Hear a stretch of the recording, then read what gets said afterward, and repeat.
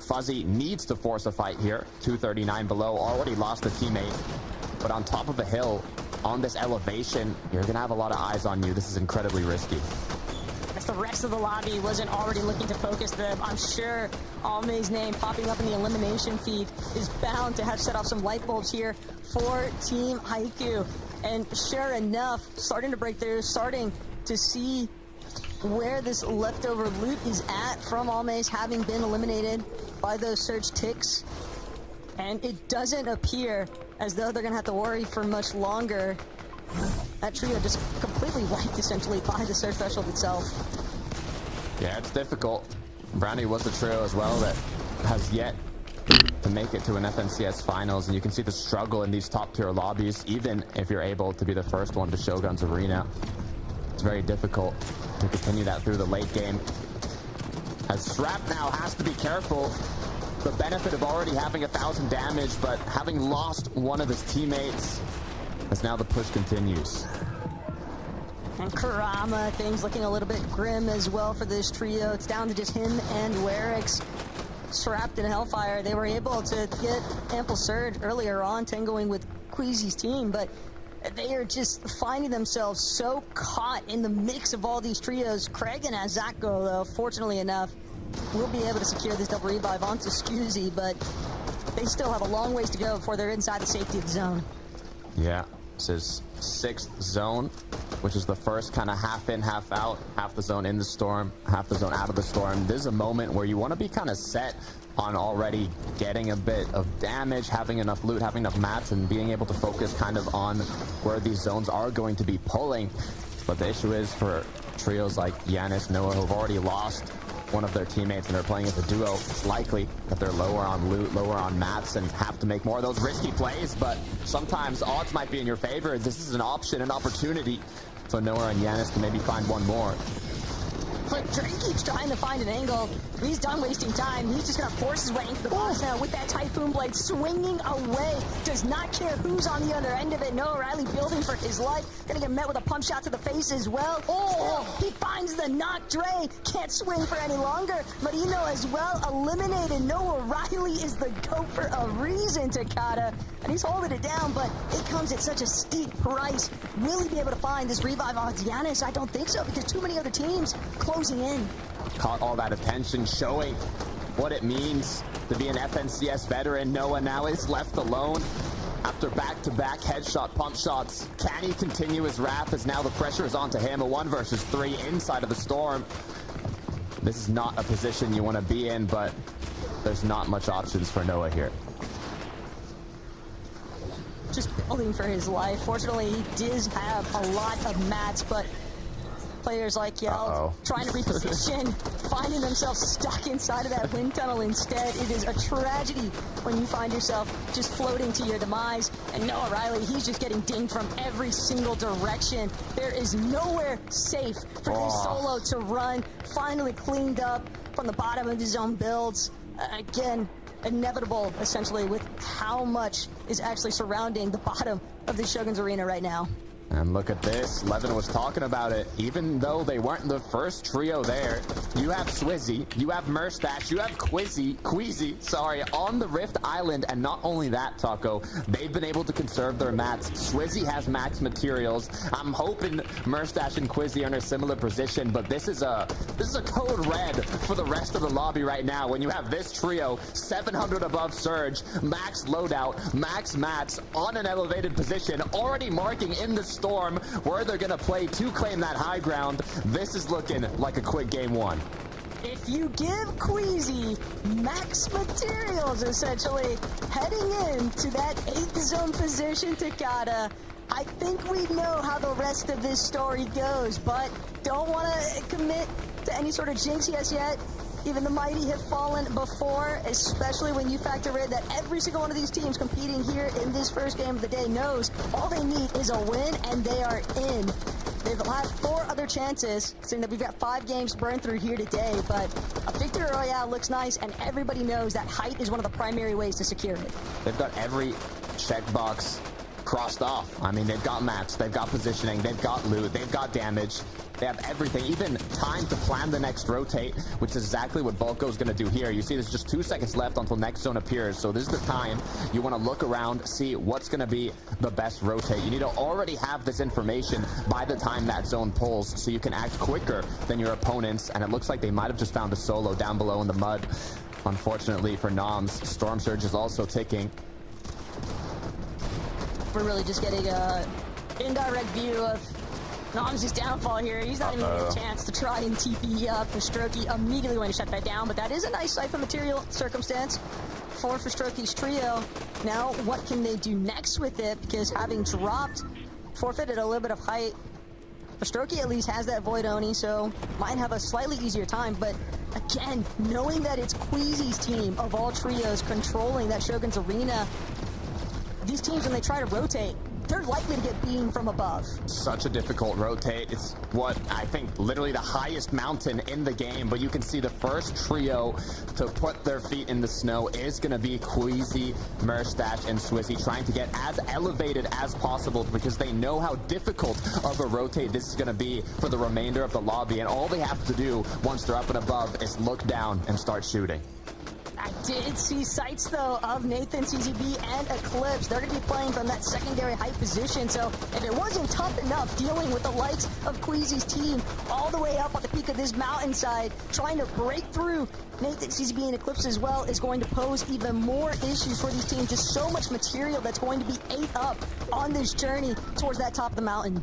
Zone is going to, fortunately for the duos, trios on the side playing Mountain Goats, it is going to pull back into the POI, so they're not going to have to fully go over this mountain. A little bit of a savior for all the trios down below, low on materials like Pink, Nebs, and Shino. It's going to give them another chance here, another shot at redemption, but they are going to need a refresh on this rotate.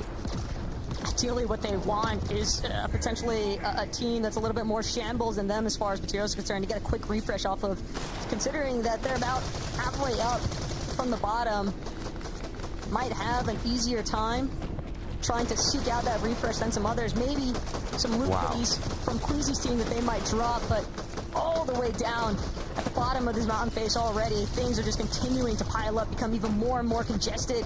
But this is what Queasy does best. It's just monitoring the high ground, making sure that nobody else could possibly try and threaten this position. I love what I just saw from Queasy. His trio has already pre-fired the Oni masks onto the Rift Island once again, just pulling right back to it, so they're going to be able to maintain that elevated position in the clouds. Meanwhile, all these trios that are low on mats are going to play in the dirt, in the water, trying to find any refresh possible, as the Strokey is going to take out one, but there's a full box of chaos. It might not even be worth it to fully push on in, but he gets a second. Can he make it the third? A full trio getting wiped as Strokey and Volko go on in. One shot needed to connect, and they do it.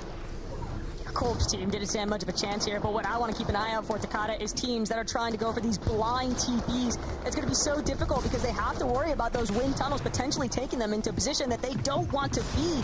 Off of those Void Oni masks, Nafizi and Lucia holding on to this last charge of the Water Sprite.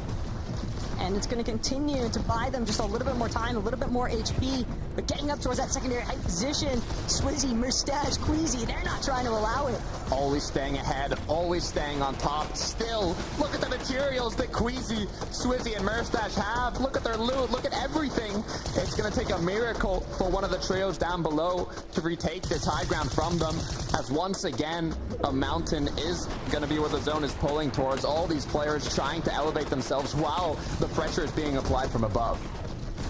For Strokey, Volko, quite literally got trees even blocking their paths, but don't want to break them out just yet. Don't want to give away their specific location towards the likes of Queasy, Swizzy, and Merstash, who are adamant as ever for keeping watch. Nebs, Chino, Ping, they're also still managing to trek their way through the snow. It is an uphill battle, quite literally, for all of these teams. Nebs, just 34 HP, though. One shot away from getting knocked down. Good news is they've already made it up top of the hill. They just got to continue staying ahead. That's all what low ground is, claiming space, staying ahead of the zone, and they are doing exactly that.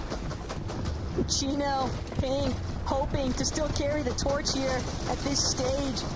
Nevs as well, a couple eliminations to his name, but look at Queasy, just an absolute behemoth from above. Everyone just at the exclusive mercy of what Queasy and Mustache decide to do here. But Pink, he's looking to turn things into his favor. Volko gonna smell the burn here just a bit. He's gonna get a little bit of the siphon, but Chino, he's the only one left to keep the dream alive at this stage, and he goes down. Lucia now 6 eliminations on the board, and Frizzy is going to be his duo that's up. It looks like it's a 3 versus 2. The Titans on high drop down now. They're not playing heel off. They're playing aggressive. They're closing it out. And Swizzy, Queasy, and Mustache are going to take home game 1 of Group 2. Look, I get it. It would have been so much fun to see what Queasy, Swizzy, and Mustache had planned for the day, but if you ask me, Takada, there was no other plan other than just playing a singular lobby to punch their way into the Major 1 finals. That was the most calculated Fortnite that you could possibly ask for. It was absolutely clinical from this team. Are you surprised? Levin called it before these games even started. If you let Queasy, Swizzy, and Mustache on Rift Island in the end game, max materials, max loot, it is not going to end up well for the rest of the lobby, and they showed exactly why they have the reputation they do. Levin, Mini Zeke, you got to break that down for me. Mini, right here in my script, it says they win game 5, and you just had to go off and change the script and say they won game number 1. Guys, this was easily one of the freest wins I think I've ever seen in a Fortnite game. Not only did they claim that Rift Island super early, but then zone favored them. It goes like almost every zone favored them, and then in that moment where like zone comes back, they're already prepped. They sat on high ground just looking down like, okay guys, going up a mountain, we're already here. This was so like, this was easy breezy for them. I mean, there goes my entertainment, you know? I see that one of them. Like, we know these guys can win any game and just qualify, but it's like, you know, at least give us a couple games of fun, you know? Let us doubt a bit, add some jeopardy. Mini was like, nah, let's win game 1. And they do exactly that.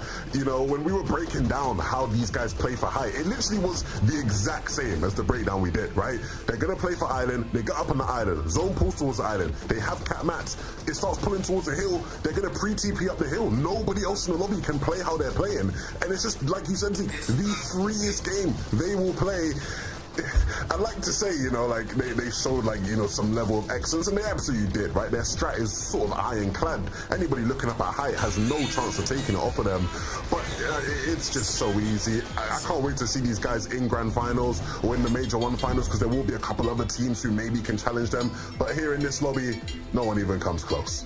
Yeah, really exciting stuff. I think your script was upside down, Zeke. I think you meant to see game number 1 was the win right there for this team, because as you said, Levin, they just played that exactly how we expected it to go. I had to just take a double take there just to check that wasn't our pre-show sort of little elements that we had in it. It was literally the exact same game that we were going to watch at the beginning, and it was just really well played. What I liked about it as well, they didn't actually get height or get the island straight away. It wasn't the team, I think it was Brownie's team that actually got it first, and they were actually up there initially. They actually showed the fortitude and the ability to actually just force them off it and do a really good job at winning on height.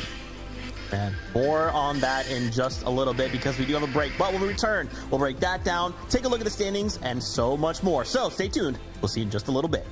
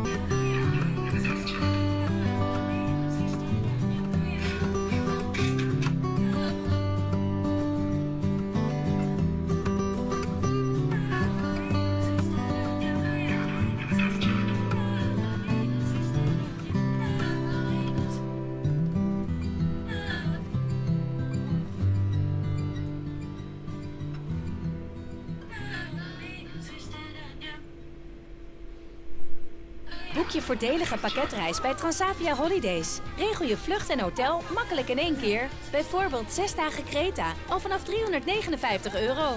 Nu met 20 kilo gratis ruim bagage. Boek nu op transaviaholidays.com. Klik-en-klaar internet van Odido. Dat is razendsnel internet voor thuis dat iedereen zelf kan installeren. Zelfs Tim. Je stopt de stekker erin en hoor je klik. Dan ben je klaar.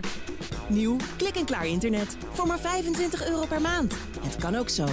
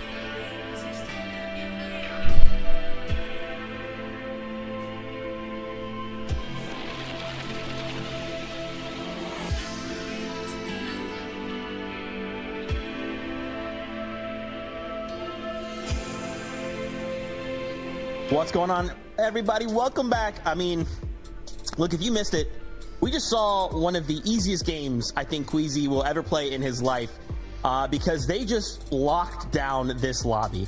And what looks easy on paper is definitely not easy because this still takes a lot of skill to complete. But at the end of the day, Queasy decided, you know what, we have 5 games to play. I need to get a victory royale. I need to place top 5 consistency. Why don't I just get game 1 victory royale, close it up, and now they're going to the Major 1 finals. Man, again, I just can't stress enough how much like skill this takes to execute, Levin, and they just made it look so unbelievably easy. Yeah, absolutely. Let's break it down again. We did it at the start of the day, Minnie. We already did a breakdown of how they win height. But for the people who maybe weren't paying attention, we'll give you another tutorial and you can figure out this way. So we see they like to play for the island. They didn't actually play for it on pool, which was interesting. It was Brownie's shirt that was up here, and they made the mistake, I guess, of dropping down, right? Because then you leave it open for Queasy's shirt to get up here. And the benefit of this Mini is zone keeps pulling towards it. They save so many mats. And so when the zone pulls towards the mountain, they're in the prime position there. You saw them marking the mountain. They TP up, way up the hill. No one's anywhere near them, and they can just sit here and again save materials. Again, pressure the teams below them. And when zone pulls right back towards the island, guess who's in the perfect position to TP back on the island? I mean, it is just so free, like we're highlighting. They can sit here on the island. They wait for it to open up. Even if they want us to tank a bit, they have the splashes to do so because they have just cap loot. And then from there on out, nobody has any chance of taking height off of them. You see everyone else in the lobby is building in wood, while Mustache here, you know, still has 100 builds, right? Like, as soon as Queasy runs out of hearts, he can just drop another cap metal to him. Everyone else is struggling below. They're playing a different game to everybody else, Minnie. Yeah, I think that's the key point about how this team are going to play when it comes to the finals, how they have been playing, and how a lot of the successful teams are playing. Is putting yourself in the best possible position, because even if you're not necessarily going to get that zone pull, like we didn't see them get the 9th, remember, it pulled all the way back down the hill, favoring all those guys, but because they were there and we have these void TPs, they can just easily rotate across that end game and put themselves in a better position next time. So being in that power position is something that we know Queasy's all about, and we can see it works very well. Even only 6 eliminations, because they simply didn't need them, though, and they didn't need the materials at all. Yeah, not many chances to get them, right? No. They're shooting so high up. I mean, dude, again, just props to them for making that look so easy. If you're looking at this 1,000 points, it just means they've placed, they're going straight to Major 1 finals, rather. So don't worry about that if it looks a little weird. We wanted to highlight 4th place for you there. Pink and Nebs putting on such a show there, making it into that 3rd place spot, almost trying to fight what looks like an immovable object there in Queasy, but still showing us what they are capable of, what they've been practicing for, and now coming out this strong in just game number 1. I can't wait to see what more they can do with 4 more games. Yeah, I'm really excited about this trio, right? Of course, there's like elements of the end game that are interesting for sure, but you know, just the way they play the game is really unique because they have Nebs, who has that mythic Oni mask, right? He has 50 charges, everybody else in the lobby has 10, and we saw in sort of the early and mid game the way he was playing. He has a lot of freedom to roam and look to engage on fights and just sort of help Chino and Pink have an easier path when they're rotating through, and it means that they can sort of get to end game, you know, a lot more stacked in a lot better of a position. And I think these 3 are, you know, a team that you probably will expect to win a game at some point today, Minnie. Yeah, and I think they'll do it on height as well. I think what we saw in this game was sort of that low to mid ground play style. We saw them fragging with each other. And again, it wasn't a very easy zone for them in terms of where they land, right? They're landing all the way to the sort of top right of the map there at Demon's Dojo. So it's one of those where they had to make a long rotation. They managed Surge really well to get to that position. And I think they're a team that can play height as well, especially now that Queasy's out of the lobby. It changes so much when it comes to height dynamics. And maybe some of our teams, like you mentioned, Zeke, might now play for that island. Yeah, I mean, what do we expect right now that we've got Queasy out? Does that mean we're gonna look to contest his drop spot? Are we looking for height, Levin? What are we doing here? I mean, I think there will be a couple of, you know, contested teams in the lobby that might sort of look at it now and go, yeah, maybe we should land Seaport. It'd be funny if it ends up being contested because there's a couple different teams that think that way, right? Height for the rest of the lobby does get easier for sure because now you know Queasy's not there. I expect it to be sort of how it was in Group 1. Group 1, it was so chaotic. We had a bunch of different teams looking up for it, trying to take it. Game 1, nobody bothered. 1, because of the zones, 2, because of Queasy. So height will be a lot more interesting for the next 4 games. Okay, let's see what happens. Game number 2 is upon us. So casters, over to you. Look, guys, height might get a little bit easier to play, but the pressure is going to remain as high as ever here at Takata. We've already seen a masterclass essentially coming out of Queasy, Swizzy, and Merstash for lobby number 1. And what's the GOAT quote after all? Get height, don't die. That's Queasy all day long. Get height, stay up. But look, we mentioned it briefly as well just now. Seaport is now uncontested, and we have duos contesting each other right south of Seaport in the Blossom split. We have trios contesting each other at Boxcars right north of Seaport. So, you know, now, even while they're dropping into their original drop spot, they might be able to see, like, oh, okay, Seaport's free. Let's just drop over there. So, only time will tell. Will they decide to make that choice? Or will more trios make that choice and cause a new contestation? Game 2 starts now.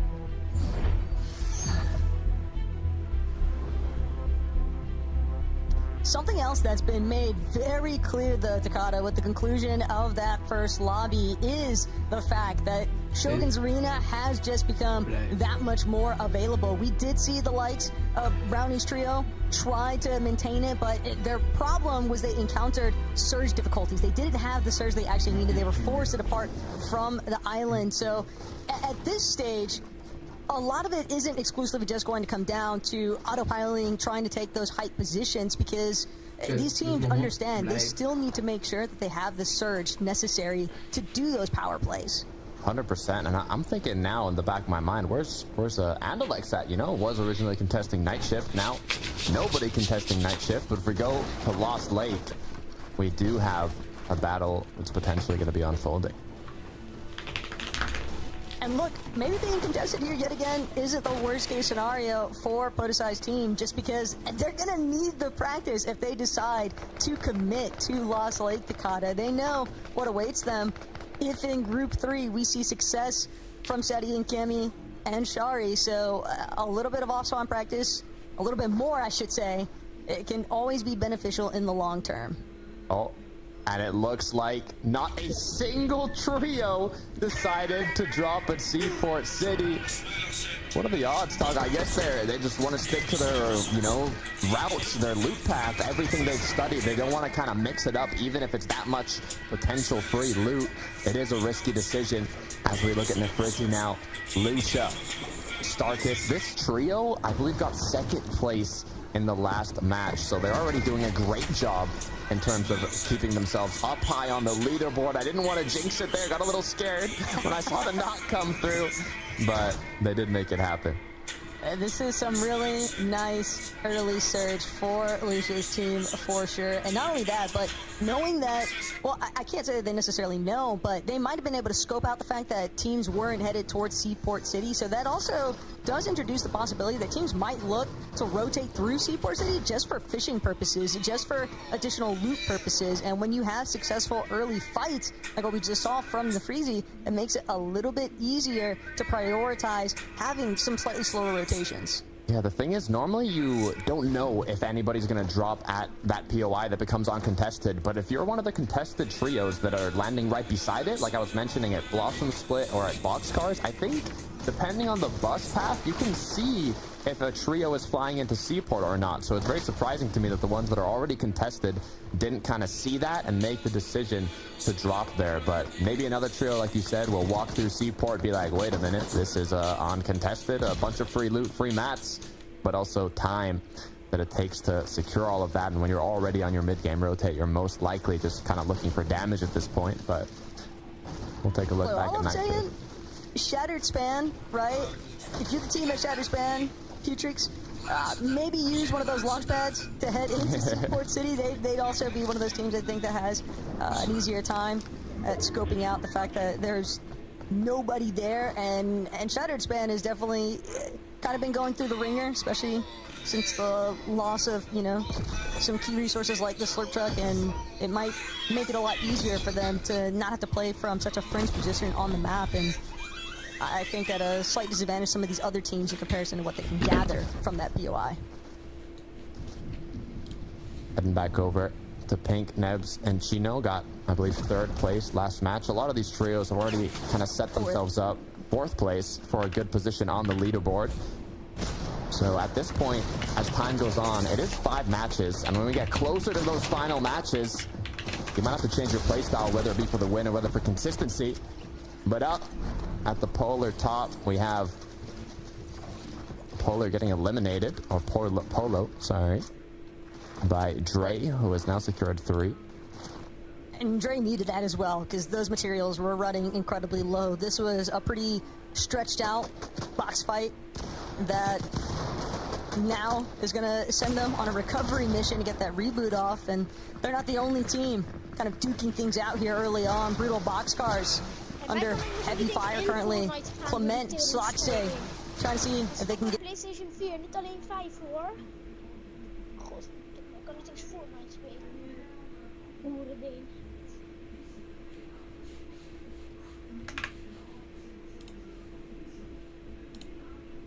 En mij kan ik nog niet eens in Fortnite gaan door die teringstoring. Hij stopt bij PlayStation 4, niet alleen 5 hoor. God, ik kan niet eens Fortnite spelen nu. Hoerending.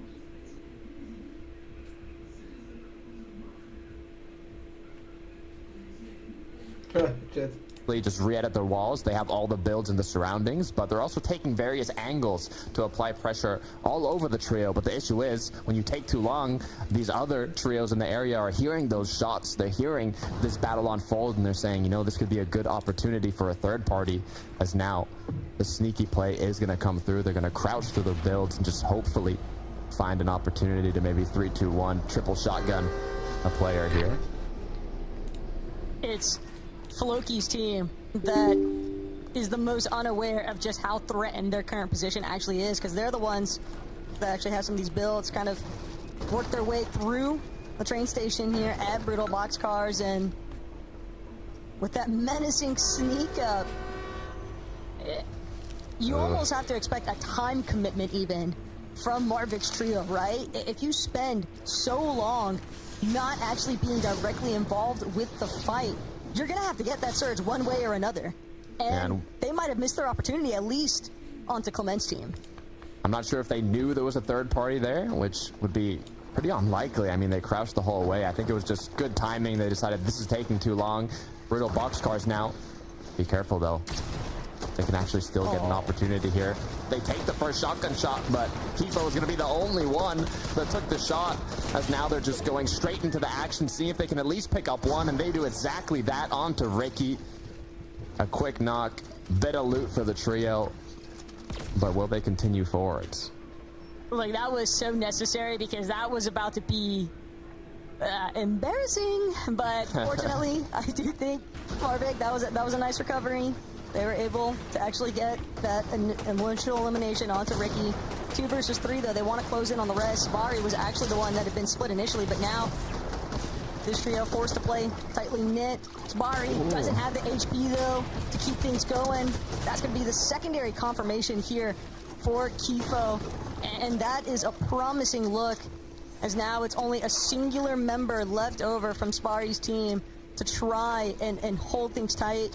Whether or not they can actually even make a play for those reboot cards is another question, because right now it's all about getting out of dodge. Yeah, I believe that singular player too is kind of sandwiched now between 2 separate trios, so it's going to be a difficult one as we pan on over to Nathan, Eclipse, and CZB. I love seeing Nathan and CZB still together. I mean, they played together for all 3 majors last year, even qualifying for globals in Major 3. So seeing them once again now in trios alongside Eclipse, they've got that synergy, they've got that chemistry, and hopefully it's going to show in these matches. We also saw them as one of the teams that were taking early notice of that height position, right? They were just a little bit slower to try and beat out Queasy, Murstache, and Swizzy for that mountain play Takata, but they are clearly a team that has a pretty firm understanding of how to actually maneuver themselves into those priority positions, and I'm excited to see how the rest of these lobbies continue to unfold for that team, especially, again, given the fact Nathan, he's out here trying to help represent Controller Nation. Podesai in a squeeze, though. Little bit of problems here. Might have been caught up while trying to go for a fishing play. Really want to see that trio qualify, representing Gentle Mates. Just thinking of seeing them at the Global Championship in France, being on a French organization, all the fans cheering them on. We'll see if they are able to do it in this second group as we look back at Nathan, Eclipse, and CZB. A reminder of kind of how the meta has been played out this season. It's a lot of fishing ever since the water boon was taken out of competitive. Now it's all about fishing, getting those shield fish. You don't have to fish in a fishing hole. It could be any open body of water, and you can get quite a lot of shield fishes that you can then use to recuperate that shield after looking for tags in this mid game. So that's why you see a lot of these players with fishing rods. But as we get closer and closer to that 4th zone, where Rift Island will once again appear, we talked about it earlier, Taco. Queasy, Swizzy, and Murstache didn't even take it right off the bat. There was multiple trios that kind of fought for it, and in the end, they were just the last ones there, using it more of kind of like a rotation tool versus, you know, getting the loot from the Shogun boss and getting anything else, even positioned for tags early on. But it still worked out very well for them. So we'll see if this time around another trio takes it. Yeah, it's a perfect example of you don't necessarily have to be that initial team to claim Medallion to still get a lot of the benefits that are presented by that Shogun's Arena positioning. And even looking back at the trio that we were just on, Jack, O'Reilly, Dennis, we saw some struggles. Shogun's Arena could maybe be a new introduction to their game plan, just because of the fact that if you don't have much search, that top overview can give you a lot of chances, I think, a lot more opportunity to try and make up the difference there. Still got to get flowers where they're due. Noah Riley did have some pretty crazy elims in that last lobby, so he's definitely primed and ready to go, along with the rest of his team. Oh yeah, what you love to see from these players that have been competing for as long as I can remember in Fortnite competitive. Scrap, Skrill, Hellfire now very elevated here. They don't have a single elimination, but they do have a good position to kind of look for those tags. Issue is I don't see too many trios rotating through, as Hellfire now is going to choose to maybe go to a different position to have more angles on trios rotating through. That's the benefit of kind of the mobility within this season with the Oni masks, the Typhoon blades. You can afford to kind of split up a bit more from your trio. This is a lot more risky, though, for Hellfire to be the one playing the solo position inside of the bush. Sure, he's got his teammates nearby, but he doesn't have the luxury of being able to just immediately teleport away from danger. If he gets spotted out, it's going to have to be a quick pickup factor for the rest of his team to help him out there. A lot of our trios just encountering their own fair share of struggles, though. Batman and for Strokey, they're hoping that they'll be able to make a reboot play here now for Volko. Even if the early doesn't necessarily pan out in your favor, still have a chance if you're able to get that reboot through. It will be tough, though. Just there's so much surge now that they're going to be behind the curve on. Yeah, but if we look at Eitsu, Echo, and Repairs, this is a trio that has yet to make it to an FNCS finals, but when they get a Shogun Arena spawn like that, giving themselves that elevated position, this could be just what they need. 3 points on the board as well, which means in terms of consistency, it's only been one game, but not looking too hot yet. As time goes on and we get closer to those final matches, the teams at the lower half of the leaderboard are going to be playing a bit more aggressive towards that high ground for that win condition.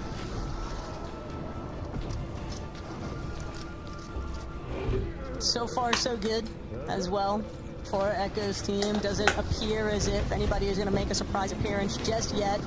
Once a team has already kind of staked themselves out on top of Shogun's Arena, I don't think that it's very common for us to see teams look to directly challenge. Maybe if they can get a nice beam from below, or if they feel like they're going to be able to take a more advantageous shot, but I think that that's going to fizzle out for the time being. It's just going to be Echo's team claiming that Shogun X Medallion.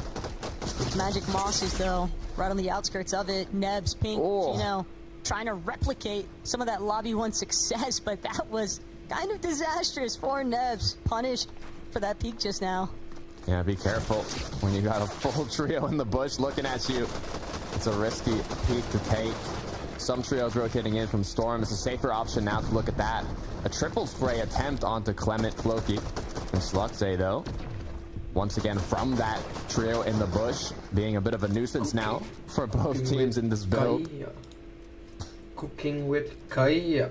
Cooking with teams that are a little bit south and north of both these trios' positions, though, that are bound to be taking notice of the box fight that's currently engaging. And sure enough, they're all forced to shift their direction towards some of those teams that were rotating just a little bit sooner than them. They don't want to find themselves getting held. They want to make sure that those teams are going to be at least a little bit hit, a little bit prioritized with trying to recover their own shield, so they won't get chances to actually keep looking for tags onto Floki or Pink's trios. Right. What I like about trios versus duos is kind of the options you have for those tags, whether it be triple shotgunning into triple spray, pre-edits. You have a lot of these options that have kind of higher chances for you to actually get those tags, even if it's against the trio that's, you know, boxed up in a base or wherever they may be. So if you're really able to kind of have that synergy with your trio, make sure communication's on lock, then you can kind of create those opportunities for yourself. As we look at a replay. Ooh, one more time though. You saw it just for a moment there. That 126 below before that fight initially broke out there. Brownie's trio clearly still encountering a decent bit of struggle in terms of maintaining a nice search threshold here. That is part of the issue introduced, though, when it comes to these set lobby type of performances, Takata. Everybody knows just how much more difficult acquiring surge actually becomes. Everybody's head kind of on a swivel here now, as Gino looks like they lost Pink along the way, and not only that, but they are currently under duress. 124 below as a duo, and it's one more time. Sluxay, Clement, Floki, the same trio kind of gave them a slight hiccup in that first lobby. Engaging with them yet again. Deja vu back in the storm. Once again, battling it out. Looks like Nebs, with the use of the Oni mask, is going to continue on forwards here. Even though it is a 3 versus 2, they're still confident to at least get a bit of damage, as they are making their way towards the zone as they continue to apply pressure. But if Clement, Floki, and Sluxay stop here, it's going to force them to do the same and either get in or create an opening. Also appeared like PKR's team might be able to even cause a bit of a sandwich situation here. Gino and Nebs must really trust the amount of healing that they have available. A few water sprite charges as well as splashes, but they want even more than that. They want revenge for having lost Pink in the first place. Clement nearly getting the better exchange there from Nebs, but instead it's going to be Nebs immediately trying to charge on Slaxay. France holds strong though currently. Floki, Clement, and Slaxay are going to fully wipe Pink's trio, and that is definitely going to be a bit of a thorn in the side there. I wonder how scared they were for Surge. There was 75 players up. It's 74 for that zone needed for Storm Surge to no longer be active. Just one player needed to get eliminated, but Storm Surge did get active. They went all in, and it did not go in Pink Archino's favor. Game 3 hopefully will be a little bit brighter for them. Doesn't even look like it was a long-lived success there either. That elimination onto the Strokey. Particle, Kirer, and Nako doing what they can to kinda try and TP their way through this. I'm liking how this trio has been performing, actually. They got into the late game. I believe they were one of maybe even top 5 in game 1. I mean, in Group 1, we had a Spanish trio take home the VR in the first match, and now they're looking quite stacked enough, I'd say, to have another solid performance in this late game. So in terms of consistency, they definitely have put themselves in a spot to do well.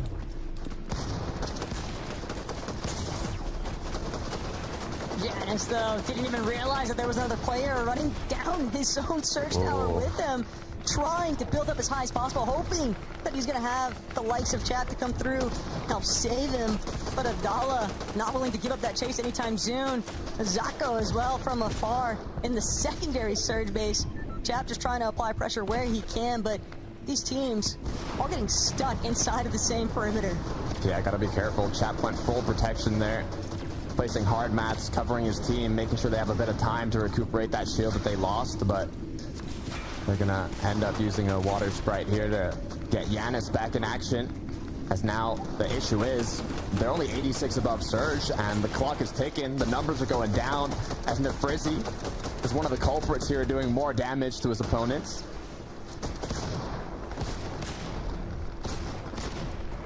Hellfire and Skrill just doing their best to hold the walls so far, but Rakuzan and Nefrizzi, they're not willing to budge. They kind of understand they might have the advantages here, at least as far as numbers are concerned. Hellfire forced to make a play. He doesn't have a choice now. He's just going to go for the immediate pump shot, but no success, fully escaping thanks to those Void-owning teleportations coming through.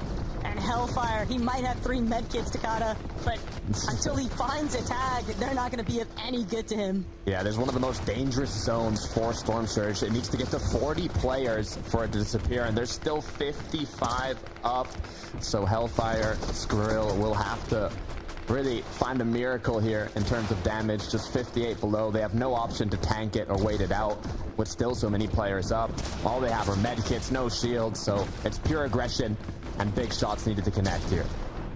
Skrill didn't even get a chance to look back. Adalex and Sato gonna be the ones that ultimately find that elimination. Skrill still just trying to barely escape. It at least gave him enough damage that he's now above that search threshold. But for how much longer? Kodasai, Squeeze, and Akira also a little bit trapped on a slightly more congested side of zone for the time being, but they're at least well above that search threshold, Takata, so they've got more time than most to actually make their next play. And it's just going to be a chop out instead. They're taking out the 4 from Scout. Looking for a triple spray down, try and drop an opponent in the box, but in the meantime, another trio was taking a look from the side, jumped right on in, took out one of Podosai's teammates, but they were able to clean it up. The issue is now the pressure's on them, the shots continuing to rain on in, builds being broken. You have to be careful here to not run into an opposing trio's box or into an opposing trio's wall, as Akira's forced to just completely leave his teammate, but the regroup is going to come in. That was an incredibly stressful situation, and they lost X-Squeeze in the process. And it's not over just yet. Akira realizes he's getting clipped from every which direction. Gonna catch off Scout, though. The initial team that they were trying to hunt in the first place looked for a rotation, but the full split. Now Akira might have an opportunity here, but his squeeze has been knocked. He's hoping to just get this revive off, but Scout doesn't want to allow it, considering what he's already lost in the process. Do they know The issue is here, 30 seconds left till zone starts closing. You got to start looking around for rotates. Well, when you're a duo, I mean, you have the Oni mask. You don't want to use that Oni mask so down in the dirt. You want to have a bit of an opening, stay a little bit elevated so you don't have builds blocking you. So they're going to have to find a way to escape out of that kind of cluster of builds they got stuck in to look for that rotate. But Nefrizi, Lucia, and Starkus now, 105 points, continuing their way up that leaderboard. Did seem like Grippe's team, though, was actually the trio looking to potentially try and take height. By this stage, we'd already had a really established trio in that last lobby with Queasy, Mustache, and Swizzy for height. And sure enough, Grippe, Noms, they're up above the rest. Now it's going to come down to exclusively how well can they manage this high ground position. Chap, Janice, Noah Riley continuing to try and teleport their way up over the hill. They just want to get out of the hornet's nest that's currently building inside of those mid-ground layers. Did a great job doing so, but now you got to be careful. You don't want to look for refreshes on the backside of zone. You want to get ahead and look for them ahead so you don't get stuck behind and staggered, as now the high ground retake is going to come through. But it looks like Noms, Gripey are still doing a good job of holding on to it. They're not in zone yet, but they have claimed the position. Noms as well, trying to see if he can get a piece out of PKR's team as they look teleport forward. It's just about who's going to be able to actually control this front side, though, and Rizoi just backing up Grippe, but you can tell the builds, they're running relatively low. For a team that wants to try and maintain height, they're going to need a refresh sooner rather than later. Meanwhile, on low, you have Lucia, Nefrizi, Starkus continuing to apply pressure on teams trying to rotate in. They got staggered, they rotated in late, and that is going to lead to their demise, as now Starkus gets up to 4 eliminations. This trio is looking incredibly strong, but might have been a poor decision to take that backside of zone engagement. It's caused them to lose a lot of HP, but they might have just recuperated. Rakuzen just forced to blindly teleport forward, doesn't really even have a chance to gauge where these next shots are going to come from. But a good connect from Grippe, and he's continuing to just arm his way through that high ground. Akira falls all the while inside of this secondary from low ground layer. It's tough, though, because for Squeeze, he's not really finding any openings to actually get a proper TP forward. He's forced to just run through all of this congestion, and sure enough, shot from above, shot from below. Players just getting picked off like flies. Yeah, when you're playing as a solo, it can be the right play to kind of ride the back of Storm, because you don't have that trio to support you up ahead, but unfortunately, another solo is going to pick him off. As Starkos, 7 eliminations, looks to make it 8. Can he reach double digits in this second match of the day, as now he has to find his way back in zone? Storm is ticking 10 per second, unable to find his way in. Who needs placement, though, when you're going to be able to make up the points like that? 10 eliminations in total for that trio, and they're not the only ones. Damus also from the low ground, crashing head on with Nefrizi's team, who just continues to control that front side low. Clement on the backside, gonna get spotted out, though. Demus's trio with another elimination to their name. Floki as well, falling inside of this chaotic mixture. But Grippe from all the way in the skies, we saw them take that position in the 8th zone. They've actually done an excellent job of defending it so far. Titans of the Skies are not done yet. They are building in wood, though, so most likely they're running low on those hard materials. Lucia, Nefrizi looking to take down low ground, but another Dus ik denk dat hun boven op high gaan winnen. time, and now it's caused Ja, commotion. op high winnen. Starkus is left alone, but he hits that quick pump shot, bumps himself up to 6 eliminations, and now another 1 versus 1 is right ahead of him. Knocks on the door, opens up. Unable to find a shot yet, though, but it connects. That's 7. Can he make it 8? Just 26 HP left.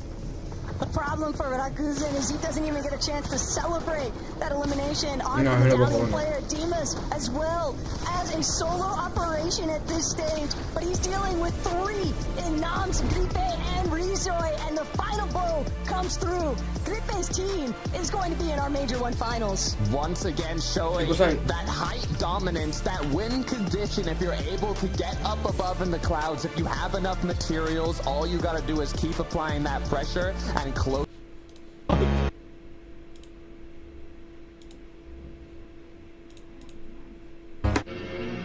Chat! Ich kann das nicht mehr.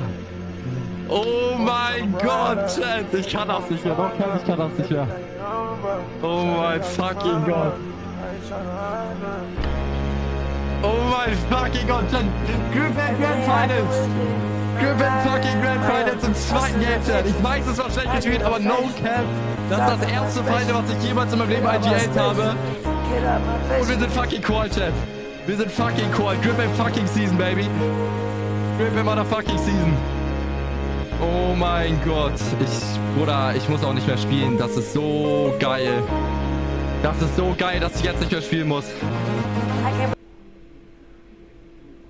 Nee, heeft hij zijn stream afgesloten? Nooit. Commercial break. Ey, warte mal, Big Clan hat ihn einfach heute gesigned und er hat sich heute direkt called. Maybe Frey bester Dings Scout? Nein, Frey goes to AERO. Natürlich. Chat, ich kann es gar nicht mehr raffen jetzt. Also Real Talk. Digga, was muss sich denn Fortnite denken? Also was müssen die Leute aus der Fortnite-Szene sich denken? Mal gucken, ob Fortnite auch... Und shit, Felix! Oh, die tweeten sogar. Die tweeten sogar.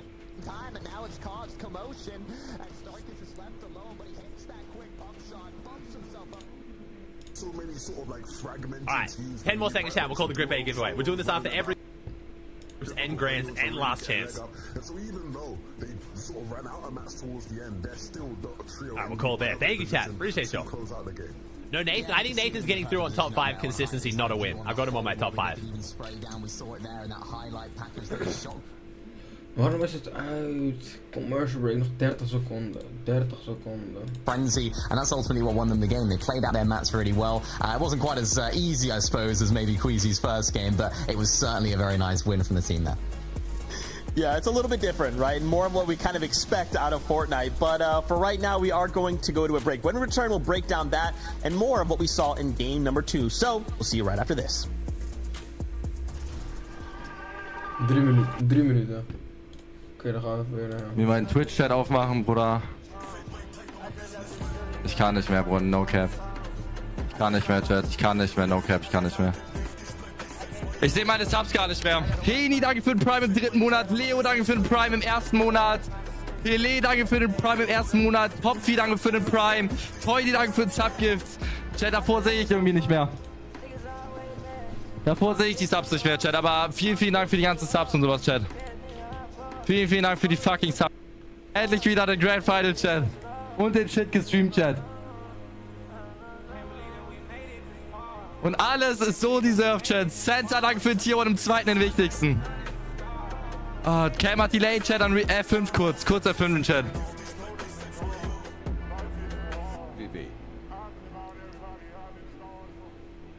Also, Chat, ich sag's auch mal.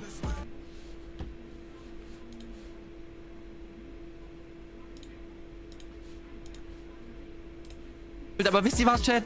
Das ist mir so scheißegal, weil ich bin in Grand Finals. Das ist mir so scheißegal. Das juckt nicht. Am Ende juckt es niemanden mehr. Wie lucky es war, wie schlecht die Leute in meinem Heat sind. Das juckt am Ende niemanden mehr, Chat. Am Ende ist es verdient.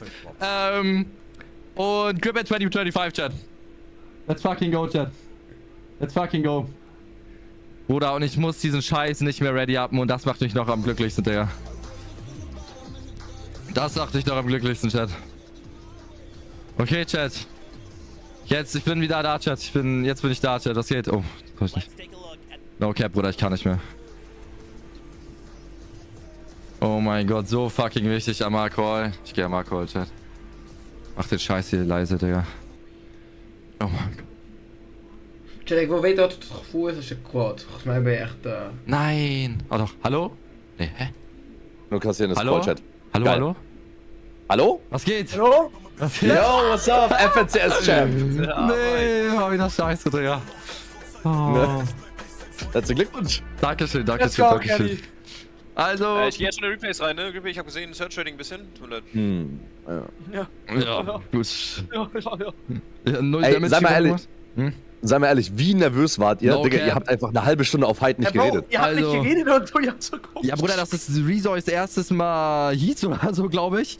Noms hatte ein bisschen Erfahrung. Mein erstes Mal IGL in meinem ganzen Leben, eine Final Lobby überhaupt. Ich habe getappt in der Mitte, das ist richtig gut von mir gewesen. Ja, ja ich weiß auch nicht, Digga, keine Ahnung, was ich da gemacht habe. Ich war irgendwie so, ich weiß nicht. Zeitleben oder sowas, Digga. Ich habe gar nicht gerafft, was ich da mache überhaupt. Aber wisst ihr, wo ich wusste, dass ihr gewonnen habt, sobald nur noch 10 Player live waren, weil es war klar, dass die fighten werden auf Midground. Das kann hochtippt. Weil egal, selbst wenn jemand hochtippt, dann gewinnt das Team auf Lowground, also... Ja, Digga, das ist ja geistig. Ich bin Grand Finals, also, Digga. GG. Digga, du bist einfach Grand Finals, Bro. Also, what the fuck? Kenny, wie sieht's aus mit Mars Manos in Grand Finals? Ja.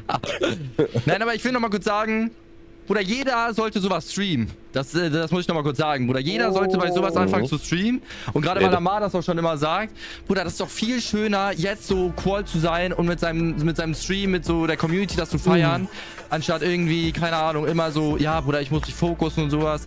Das kommt mit der Zeit, Chat. Ihr müsst einfach so, fangt einfach an zu streamen bei sowas.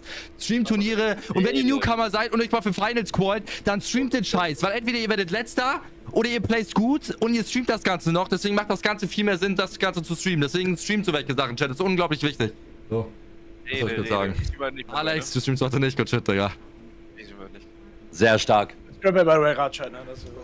Das ist sehr gut, Chat. Also, das hat gerade jemand gesagt, der im FNCS qualifiziert ist, Chat. Versteht ihr das? Ist so. Das ist crazy. Last chance, Chat. And they put like them literally so wet, they didn't even dry them out. They put them in the fucking oven. Shut the fuck up. What am I hearing? Submerged, they're screaming, shut the fuck up. Well, they put fries in water. Yes, they try to boil them for like 5. It was Malibuka doing it, basically. But like he put them for like 3 minutes in fucking hot water to like unfreeze them. And then he put them like wet in the fucking oven. Did he season them? No. Bro, this guy is not real, bro. How old is Malibuka? Well, okay, they seasoned them with salt, guys. My bad. Salt, pepper, and paprika. There you go, salt, pepper, and paprika. Oh, is he in the back? Is he in the background? Yeah. No, not Malibuka, Merstash. Put Merstash on the mic real quick. Merstash, Savage wants you to come. Savage wants you to come here. Here, take the headset. What's up, Bobby? Yo! Yo, Mustache! How are you? How does it feel qualifying for Grands in one game, bro? It is easy, man. Were you nervous? Yeah, bro, as fuck, especially last 3v2. Yeah. Nah, that was really close, bro. Good shit, man. Yo, how does Squeezy smell? That was bad, bro. Yeah, he smells bad. Yeah, bro, like, I know, bro. we're in different rooms and I can feel it from my room. I don't think he used shower once. Chat, I think he's mad because he owes me 75 euros because I beat him in billiard. In pool? Twice. Just... Or is it, that's what it actually calls? Not true? Bro. I don't know. Okay, peace.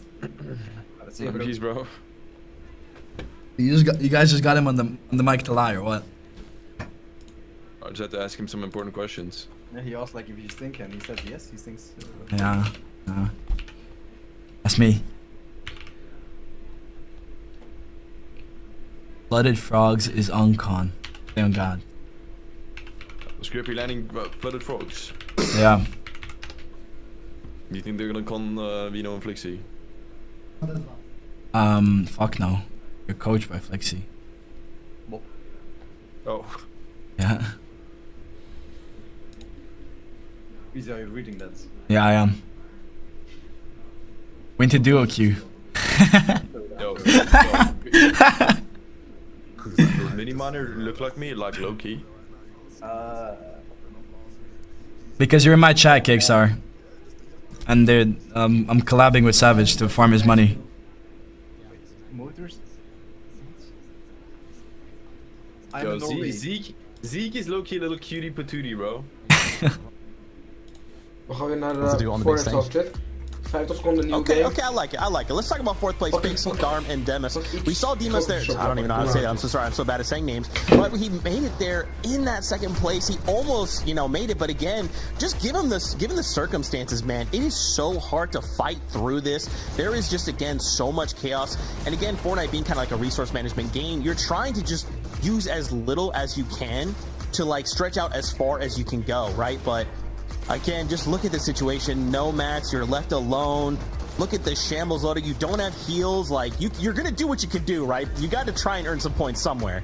I mean, yeah, and you know, that's what these guys will do. Again, to highlight age, these guys are like 15, 16 as well, right? So it's like, these guys are all very young players, but they're players who, especially in the case of this trio, like this season, they've shown that they are like a big threat. We talked about how good they are out of that sort of pump plant spot, right? They're going to be a team that is always sort of consistently in end games and then has a chance to show off what they can do. Okay, all right. Well, listen, this is now the halfway point. We're going to start game 3. There's only 5 before we close up today, so let's get back into the action. Tokata, the best taco, over to you.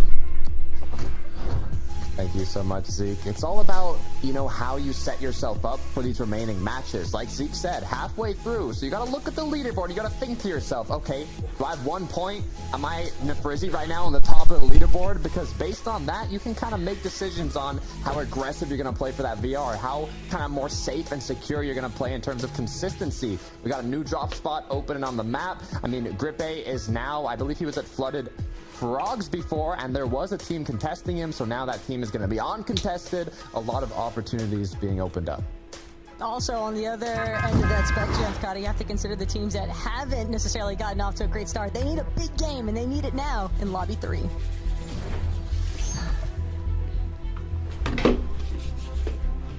Three more matches to be played out, including this one.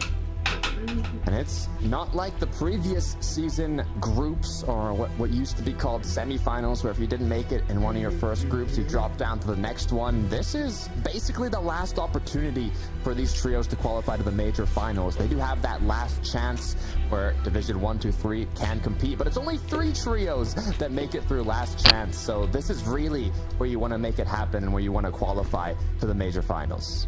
But hey, Rizoi is a perfect example that you don't necessarily have to be a veteran at these reboot style games in order to find your own level of success. And I think he's not the only one that's looking to punch a ticket into the Major 1 finals. Zlusha, Nefrizzi, we know that they are in a pretty solid position as far as the leaderboard is concerned, Takata, but even these guys don't want to let their foot off the gas, especially Nefrizzi. I have to imagine he is chasing that sensation of actually getting the Victory Royale in this kind of format. Oh yeah, they just want to close it out. And I mean, we saw Seaport City uncontested the match after Queasy, Murstache, and Swizzy ended up getting that Victory Royale. But now it looks like there's 2 separate trios contesting each other.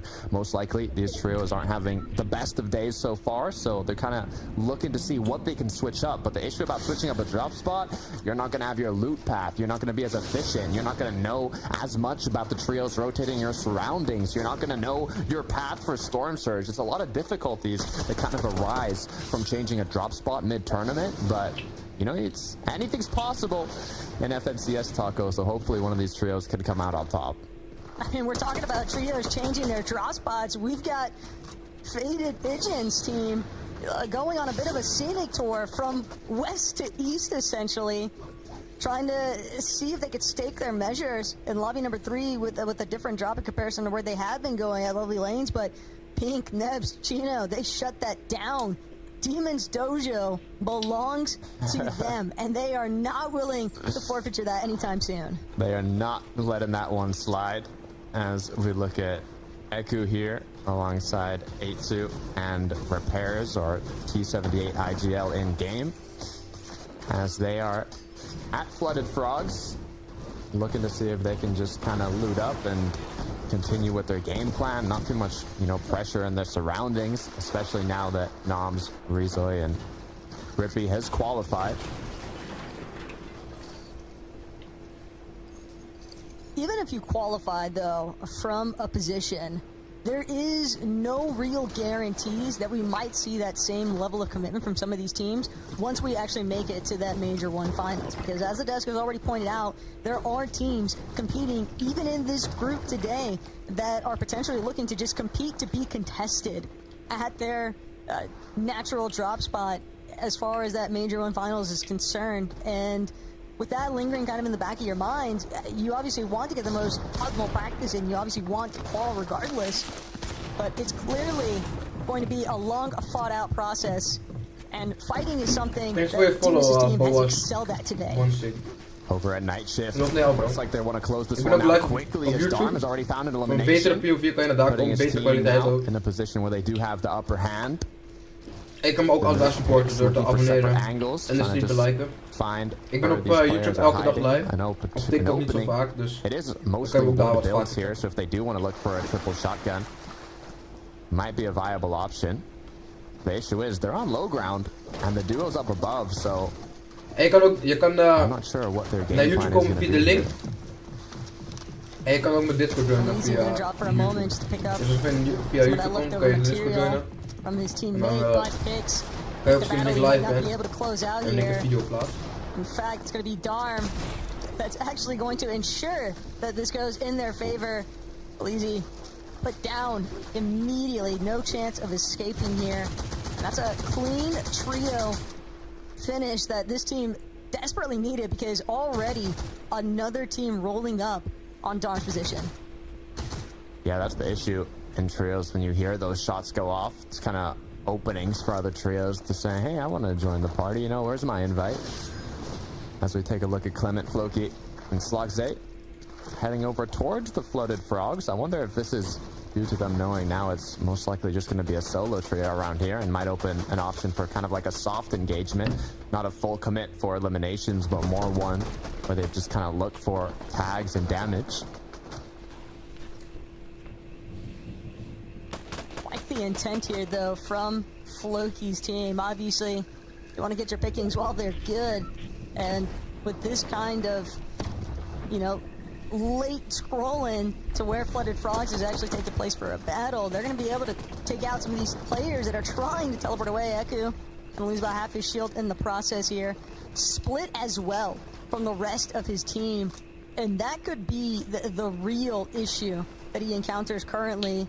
Clement also going to make sure to build up above on top of these rooftops here at Flooded Frogs. Just really good leverage against these two other teams. That's just kind of a cutoff. It's preventing anybody from actually escaping Flooded Frogs.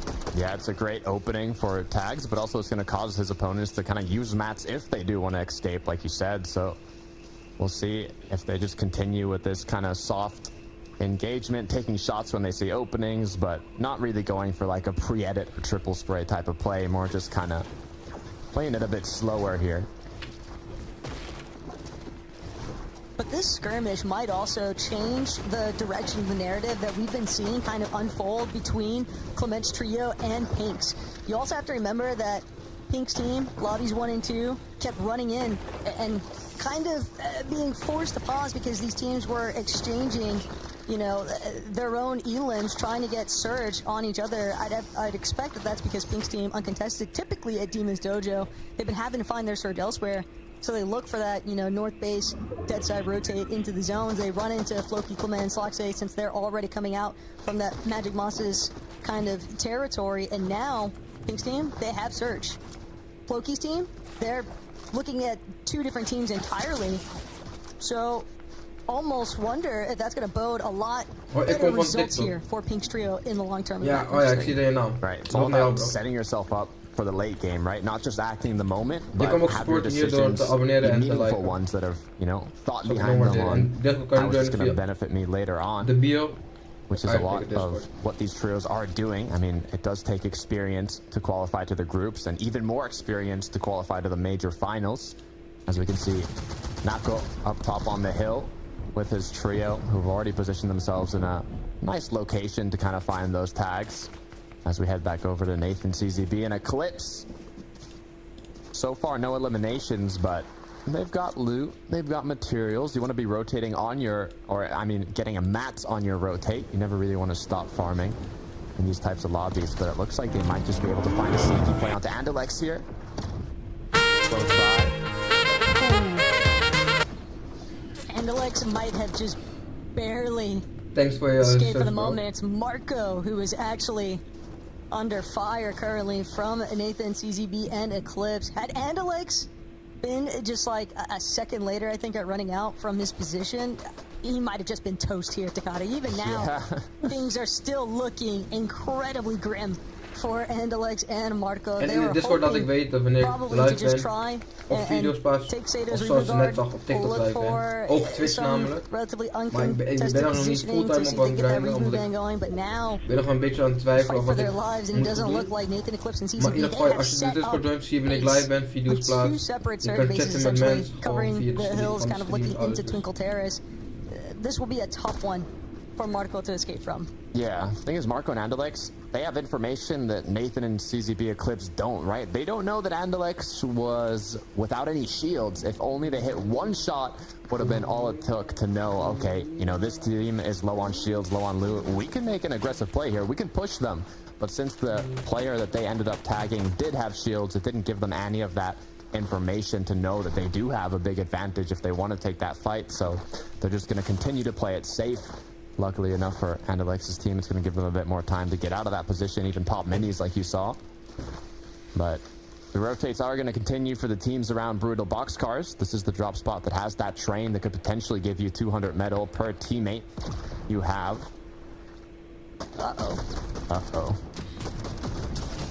Nako in a really tough spot here.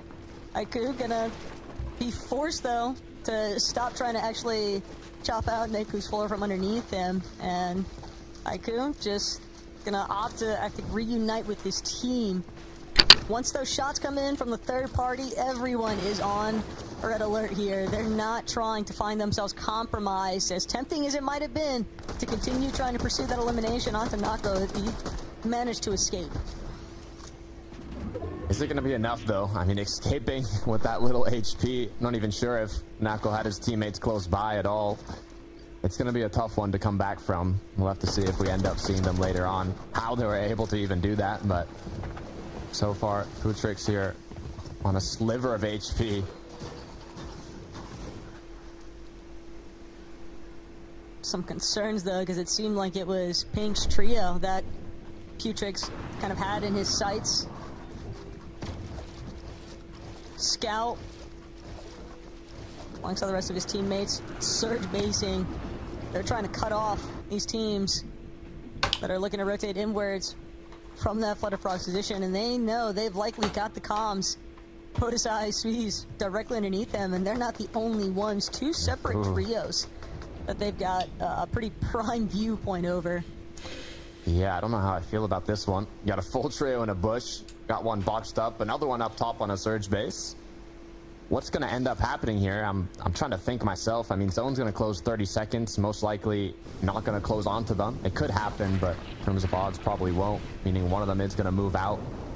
And as they're rotating, the surge base team is looking for tags, and the bush team is just kind of relaxing, dozing off, as now they decide, okay, let's make a move. Good natural coverage, and they're going to add to the pressure that Squeeze was already feeling from that team inside the surge base. They hold their shots for a moment longer. It seems like they're either trying to line up a nice 3-2-1, or Takata, they just want to remain as unscathed as possible because they have fairly limited shield resources right now, and they don't want to burn them all, drawing the attention from that team in the surge tower. Yeah, good news about rotating behind a team is you can reuse their builds. Bad news is if they turn around and try and hold you when they're in the zone and you're not, it's going to cause you to lose those builds probably. As we now reach 4th zone, Rift Island, Shogun's Arena is going to appear. As it looks like it's going to be Skrill, Hellfire, and Scrap. They're going to be the trio closest to it, kind of claiming that initial position. In the last game, we didn't see it used that much in the final moving zones to pull further away, but if it ends up closing close to the Rift Island, we could kind of see a similar match to what Queasy, Swizzy, and Murstache ended up doing. Hellfire might need a few more builds, though, before trying to take that Queasy approach. 50 material is definitely, you know, it's not impossible to fight with, but it's definitely an indicator that they've had some struggles with some of their rotates in terms of having to probably burn more material than they would have liked to. And they're just gonna have to wait for the teleport as the Shogun falls off. Slipped off the arena. There's a tactical pause for Shogun here. Now just like cherry on top would be if they eliminated him on the edge and his medallion fell off the island. But good enough news is that it's not going to happen. Let's see how much damage this trio. Below. Yeah, I mean, they did have 0 eliminations, so could be part of the reason, as we've got the M8 Gentlemates trio here. Big fan favorite going into today. Now they have to find something, as they're 144 below. They're gonna need a few tags, but X-Swedes is gonna be the one getting cracked. Has the chug splashes, but almost not enough time to use it as Podesi's gone down. Now left as a duo. This is not a fan favorite position, that's for sure. As far as M8 is concerned, they're just trying to do what they can, keep their heads above water, but the third party already rolling through. Fakey, this trio just raining havoc from the backside of the builds, and Split Karma, they know they might have just lost the loot that they were essentially trying to gather off of these refreshes, and Fakey seems like he's no interest left. They got exactly what they were after. A little bit of damage from a team they could tell was desperate for a fight, and now they're just willing to bail and reposition for elsewhere. Yeah, I mean, they're good to go. Fifth zone is going to appear here shortly. Next one is going to be that half in, half out. As now 83 players are up. It's going to have to go down to 74 players in this fifth zone if they want Storm Surge to no longer be active. So the trios that already have enough damage to kind of focus on other things, whether it be fishing for shield fish, focusing more on rotations, if they have enough damage, even just playing full dead side. But on the contrary, the ones bro, je kijk de andere kant van de muur, het valt er half af, bro. Into more risky situations to kind of push trios that might just play fully defensive. Ja. This is exactly what Damus would be after. This team is no foreigner when it comes to these box fight situations. Dat weet ik. 5 eliminations already for this trio. So much fish as well. They have been making the most usage of these fishing rods and just finding prime opportunity with so many choices at this point, Kata. They've got ample time to actually choose their next destination. You know what I haven't been, I want to see more in this groups is kind of the recontest for high ground. Obviously, easier said than done, but if you've got the water sprite, if you've got shield fish, you can kind of make that tanking zone play into triple Oni mask backside of zone onto high ground. Like, there's plays you can make. We've seen Queasy do it before to aggressively take that high ground. Will one of the trios decide to do it? Time will tell, as Floki, Clement, and Sloxay are 321 below still. 4 more players need to be eliminated for Storm Surge to not be active. Daarom zeg ik tegen jou, je moet gewoon die kast omduwen. Sloxay is trying to get it out the mud right now. They have such je moet limited gewoon, opportunity. hij was toch uit elkaar gevallen, dus je moet gewoon 1 keer omduwen, dat is jou uit elkaar. HEATS trio. And if they don't strike now, they're going to lose out entirely because this team is just trying to get out. They have no interest in fighting. But Clement seems like he might have pinpointed one of them, continuing to try and close the walls around him, see if he can cut him off. But unfortunately, Eku just 1 box ahead.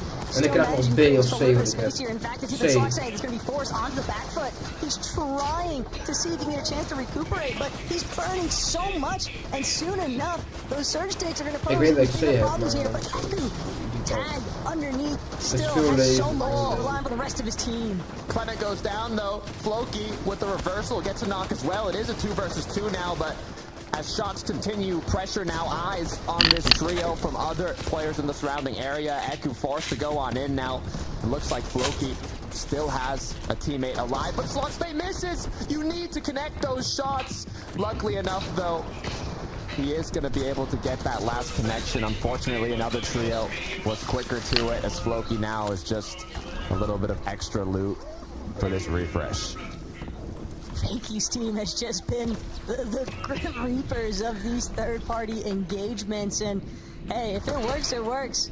And not even the slightest, but they've got to be careful they don't find themselves becoming victims of their own game plan. Karma now closing in onto a BSK and Moses' position. Still split enough though, both of these teams to kind of take their time as far as choosing whether they actually want this box fight in the first place. If Eku had 1 more shot there, Takata as well, that was just so tragic. Oh no, wait a minute. What did we just see? Polo going right on in with the Typhoon Blade. Closing out his opponent with a slice. Okay, something's got to be done about the Shinshin Dynasty at this point, man, because the way that some of these players just zoom into a box, it's so panic-inducing, I think, is the primary issue as well when it comes to dealing with opponents that are kind of wielding that Typhoon Blade. I can just see the fear being strict within some of these players' hearts as they're trying to escape, but Pink, Nebs, Chino, Surge Base up above the rest of the lobby. Down below, bottom of Lost Lake here, Skies might just find himself getting completely pushed out from the box that he's currently in. Yeah, we've talked about this 7th zone before. It's the most dangerous one in terms of Storm Surge, where 40 players have to be left to not take any more. Majority of teams are going to be fighting to try and get that damage now, as Skies being a solo makes it that much harder. He does have a shield fish, a couple minis, but it's only going to grant him a few seconds here, and still so many players have to be eliminated that his options are running out. Even with him sitting 98 above inside of a cone here at Takata, he still needs an elimination. That Siphon could be the difference maker between another placement or two. But if he can also remain hidden, that could also make up for the difference there. Polo giving us a review here, essentially, of what actually happened to Darkos in that moment. Just devious, charging through with the Typhoon Blade like that. Looking at height, though, we do have Nebs, Chino, and Pink now. Could this be their match? It is 7th zone. Next one will be kind of our first endgame zone, per se. As if they're able to position themselves well enough, they should be the first trio to kind of get there. You can see they already have their Oni masks pre-placed just in case they end up getting chopped down for safety. So got that kind of plan B ready. But so far, they have the best position in this lobby. And in comparison to what we've seen a lot of these other teams working with, Skies trying to take advantage of an opportunity there, but as a solo, just finds himself eliminated instead. Chap, Janice, Noah Riley, though, they're another one of our trios that's kind of caught inside of these lower layers. And if Pink, Nebs, and Cheetah are doing their job, like I'm sure they are, it's going to be a very tough rotation because they have so much ability to just see where these Void Oni masks are actually leading to and just continue to apply pressure, continue to tag some of these teams. Chap going to recognize the fact that the high ground team now trying to rotate. This could be their opportunity to move, but they need damage first. They're going to have to take a second longer here. They can't afford to rotate while they're getting tagged by the Surge. That's the issue. Ideally, you want to be ahead of zone, but when you're low on Surge, you need to open up more options to find those tags, and one of the ways to do so is just wait for all these trios to start rotating in and look for shots onto them. But now the difficult part is getting yourself into zone without landing on another trio, and also kind of being able to stay ahead of it. But it looks like they're going to go for a triple Oni. Will it pay off? Looks like it will. Pink, Nebs, and Chino, Nathan, CZB, and Eclipse. Those are two teams that are really looking to try and commandeer height at this stage. Naku, Hardcore, they're there. Also, not trying to let this one slip through their fingers by any means. Just doing what they can to create space here on the ultimate low ground. Tarping as best they can, but those materials running so incredibly thin so early on. Yeah, it's the difficult part. It's really hard to take height if you don't have the materials to sustain it. But for Nathan, CZB, and Eclipse, if their zone pulls back to them, this could be huge for them. As even finding a knock onto Scrapped, now you got to be aware where this zone pulls. Do you want to be the first to act? But in the meantime, we got Nako, Hire, Harko, looking to see if they can find an engagement, but they realize they're far side of zone. There's only 8 seconds left till it starts closing. If they take any fight now, it's just going to cause them to stagger, so making the right choice to rotate on ahead and continue forwards. They're going to be on the low ground to the team on height. That's Nathan and CZB's trio. And when you're playing from that bottom side, Takata, it does leave you relatively exposed to just running through already limited material counts. Nathan continuing to try and crank up for Spooky with a failed height take attempt here.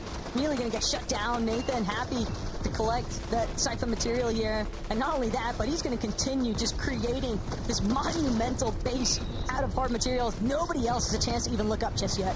Oh yeah, might have been a misplaced Oni mask from Festroki that caused him to get picked off, but now it's all about Nathan, CZB, and Eclipse holding on, applying that pressure to any trio that looks like they might want to overthrow them.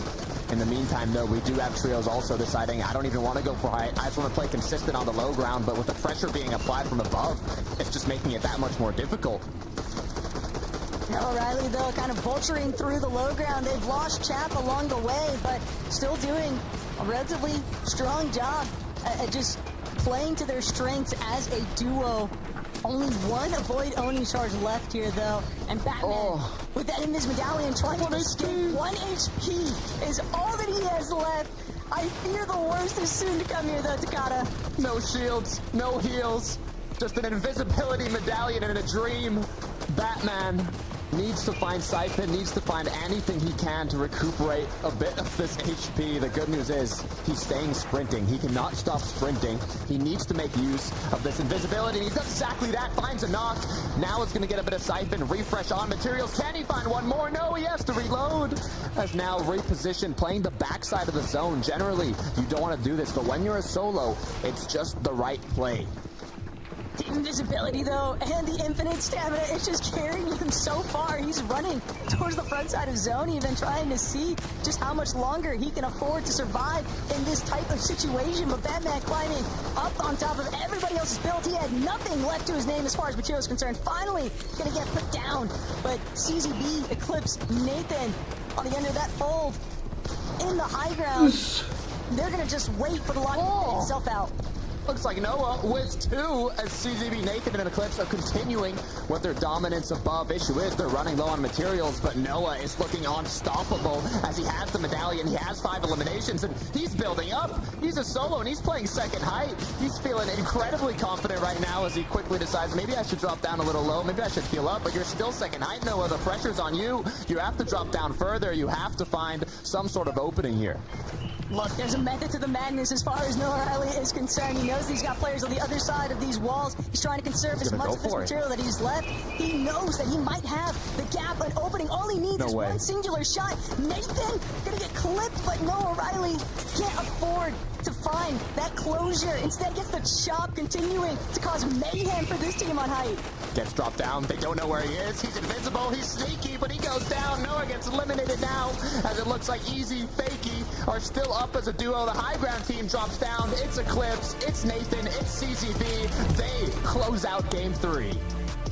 It was a battle of height initially, but Nathan, CZB, and Eclipse managed to control that front side height take away from Pink's trio.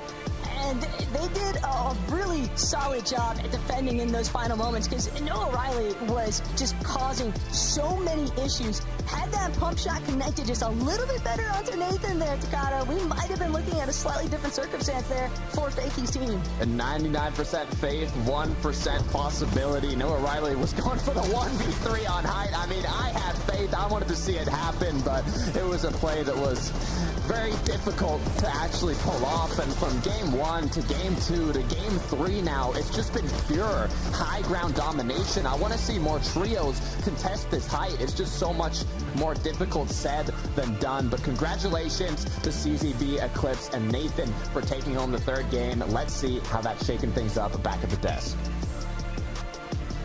Thank you guys so much. Again, big congrats to this trio. And it's really interesting because I'm kind of used to hearing Nathan and CZB, those names kind of together. And though they performed really well last year in duos, they haven't quite had the same success in trios yet. But they're here to prove, hey, listen, we are still top contenders. Absolutely. I was really glad they picked up Eclipse because he sort of like fit that mold, right? I know he's in like a similar sort of friend group. He's UK as well, right? So you keep the British trio vibes going. And it's good to see that these guys will be in in the Major 1 finals, because like you said, things maybe haven't as clicked as much for them as it did in duos, but they are still really strong. Like, I like the way they played that height, right? You know, they sort of took it from front side, they invested a lot of maps, but they had a really strong height hold. Like, nobody really could sort of look up and seriously look to take it, apart from like the final move in Total. We saw O'Reilly try solo clutch it. I mean, these guys understand how to play the game. I do hope that come, you know, the Major 1 finals, they can be, you know, Uncon Twinkle. I know that's where they like to land. If they can be in that position, who knows where the limit is for these guys. Yeah, we spoke about it at the beginning of the show, having those high ground roles are so important, what the implications are if you're a team that maybe haven't got them sorted out or don't use them effectively well. We saw that on display right there. We saw Nathan going ahead, making sure that they could stay ahead of zone, that nobody else was going to be able to sort of TP up on front side. I think it was CZB there at the backside, making sure that they were still connected, ensuring that they were solidified up there and just really looking strong. So really nice stuff from this team. They held height really early on. As Takata said, I kind of want to see a little bit more contestation on this high ground. I think it's just the high ground teams have just been so good at holding it that nobody else has a chance. I like it. I like it. We'll break down more after this short break. Only 2 games left to go before we say goodbye on the day. So stay tuned. We'll be back shortly.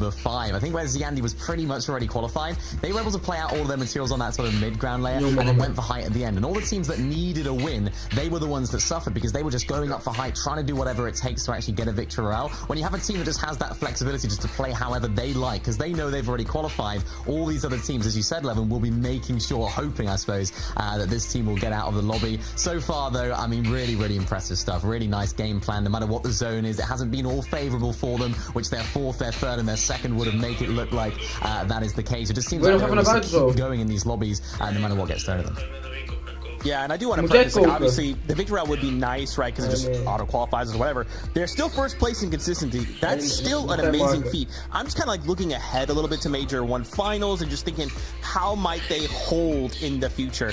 Now, you kind of mentioned something there. I wanted to highlight something that was absolutely insane this last game. Noah Rayleigh going sicko mode in a solo clutch situation with the medallion. It means now that Janus is looking at a top 5 from just a single performance, from that single moment where Noah Rayleigh just decides, guys, look, we want consistency points. I'll go out and I'll get that for us. Hey, the return of trios means the return of prime Noah Rayleigh. I mean, he's been on that sort of comeback journey. Ik ga naar buiten, ja. For a period in time, he sort of lost his place in terms of the top heights of competitive Fortnite, especially within the German community.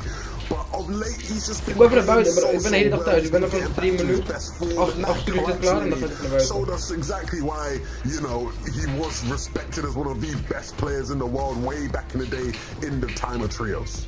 Yeah, I mean, a little bit of a throwback there for us watching Noah Rayleigh go about his stuff, just striking his stuff. The confidence surely will be flowing through his veins right now. And of course, it puts the team in a really nice situation inside of that top 10 where they need to be to get that qualification there on the leaderboard. So that's going to have huge implications for the rest of their games here. We have 2 more left. And I think what else it showed there was that invisibility coin, how good that can be when it comes to solo clutching there at the end. We talk so much about how good Island is when it comes to that storm surge, when it comes to playing height, but even just having that invisibility coin just allows you to stay alive for that much longer in the game. So even that in itself is worth going for Island for. Okay. Guys, I was looking at the standings, and there's something that's missing. None of the French trios we talked about at the beginning of show are in this top 5. We have 2 games left to go. This is really scary, Levin. I don't like what I'm seeing. I mean, that's going to be the story throughout the whole year, right? Can we see any of these French teams qualify to globals in Lyon? They must. Like, you know, they must. French fans want to see them do it. Major 1 in theory is like the hardest one, right? Because it's the one with the least amount of spots to actually qualify to globals. But yeah, you want to see some of these French teams at least make it to the Major 1 finals to show at least there's some hope here. So 2 big games coming up for sure. Yeah, and they tried it. I mean, we saw Andalex right there switching back over to Twinkle Terrace off Spawn would have helped Nathan and CZB, of course, get that victory royale in terms of their Storm Surge off Spawn. So they're trying to change things up, trying to shift things in terms of maybe shifting things into their favor and maybe getting a little bit of extra early surge, but we'll see what they can do in the final 2 games. Only 2 games left to go, Mini. 2 games. We're looking for the Victory Royale or to end these 5 games in the top 5 as far as consistency is concerned. Let's run it back. The best taco, Takata, over to you. Thanks so much, guys. And hey, look, it's been a tough time for the Frenchies, right, Takata? But you still have Havocs and Nathan kind of representing, at least securing that Victory Royale. So there is going to be some power of France, I think, coming out of Group 2 so far. But whether or not that battle for height actually takes place, that's something that some of these other teams can definitely take note of. Oh yeah, 100%, and I wouldn't be surprised if that starts changing in these last 2 matches. We don't have to wait long because the battle bus is ready, so let's get into the second last match of the day. Ik kijk even 6 nu, hè. Ik kijk even 6. Lobby number 4, game 4, Takata, and it's not now or never, because obviously these teams still have 1 more game left to work with. But if you are outside of that top 10 position currently on the leaderboard, you can expect that there is, I think, a lot of nerves and pressure starting to build, because last chance qualifiers already looking relatively dicey for some of the teams that dat is makkelijk, bro. And for some of the teams where it's looking dicey, like Andalex's trio, it looks like they're actually changing up their drop spot to Twinkle Terrace. This is where Nathan, CZB, and Eclipse were dropping. So they said, okay, you know what? It's going to be uncontested, most likely. Let's go for it. Luckily enough, no other trios have the same idea. And like you were mentioning, Taco, being the second to last game, throughout game 1, 2, and 3, we've just seen high ground domination. But I wouldn't be surprised if in these last 2 games, we see a lot more trios kind of contesting that height because of what's on the line. And height might not be the only thing getting contested here, as one more time it's looking like a little bit of a run back here for Pink's trio, now being conned at Demon's Dojo by Turtle Faded Vision's team. Pink though knows this drop like the back of his hand, just waiting to make sure that he's got at least a decent enough loadout. With that Sentinel pump, he can certainly make something promising happen here. It's just a matter of time getting his builds in order to make sure that he can properly challenge this with Chino. Yeah, you can see how quickly he's rotating through. It's like it's his daily morning routine, getting looted quickly and claiming that space at main here at Demon's Dojo. Even the elevated position with the Oni mask, but he realized that his opponents have done the same. They've already started securing chests, and they've just cut out a lot of the loot here. I think what Pink's team might even look to do is potentially revisit this exchange once Vegeta and them actually try and make a play for Night Rose. We'll have to wait and see. Clement, Sloxe, Floki also find themselves caught up in a little bit of a battle here with Fuzzy. But currently, seems like Clement might be getting the better end of this. No. Tag from behind though. Decent amount of his shields lost there by Brownie, as Floki might just drop from overhead. Got the Oni pump. Looking for that first knock and manages to secure it onto Fusey. But it's an eye for an eye at this point. Brownie's team though can't hold on. Double revive now onto Clement, and France hold strong. GG. Put it work with that Oni shotgun. As now they've started off with 3 eliminations. It's good news for this trio. They don't have to focus as much on damage until later into the mid game. Now it's all about loot and getting out of that POI quickly. For Craig though, Azat looks like 105 points. So far looking pretty strong. One solid end game is all it would take for this trio to make it further. I mean, yeah, that I was just gonna say that this trio has not made an FNCS finals yet, so seeing how they already have 105 points, they're not too far from 10th place, right, Taco? No, definitely not. In fact, it's gonna put them right there on the cusp. But look back at how Pix successfully confirmed a nice elimination there for his team. Alex trying to see if he can help out Sato. Marco caught in the thick of it. He's going to be the first one to get knocked. Likely picked clean here. But Sato and Alex, they might have done just enough. Vesi's not going to be able to actually close in onto that knock. Instead, it's going to be an actual turn and burn scenario here for Alex and Sato. He just needs to get one more to finish the job. But the tags are coming through. And Alex, Sato having a relatively rough time here. They will manage to find Abdallah inside all the mess, though. Oh yeah, quick cleanup from Andalex on the 2 players inside of his box. The third one decided, you know, there's a little too risky now in the 1 versus 2. I'm just going to disengage, but that's just what Andalex and Sato needed. They didn't want to take another risk. Sato had no shields. Andalex was the healthy one, so it would have almost been a 1 versus 1. As we look back over. Hoe hebben we in deze begin van de game, welke zone zit? Circle 1. 5 met AR ammo. Who are movement, cap met healing, cap team in terms of, you know, points on the consistency leaderboard. Be cool if they closed it out with the victory royale though. Especially seeing that Frizzy has yet to get one, despite being the player that has competed in the second most reboot style matches in the world, as Levin mentioned. So, you know, I think even though they're already almost qualified through consistency, a victory royale would be a nice little cherry on top.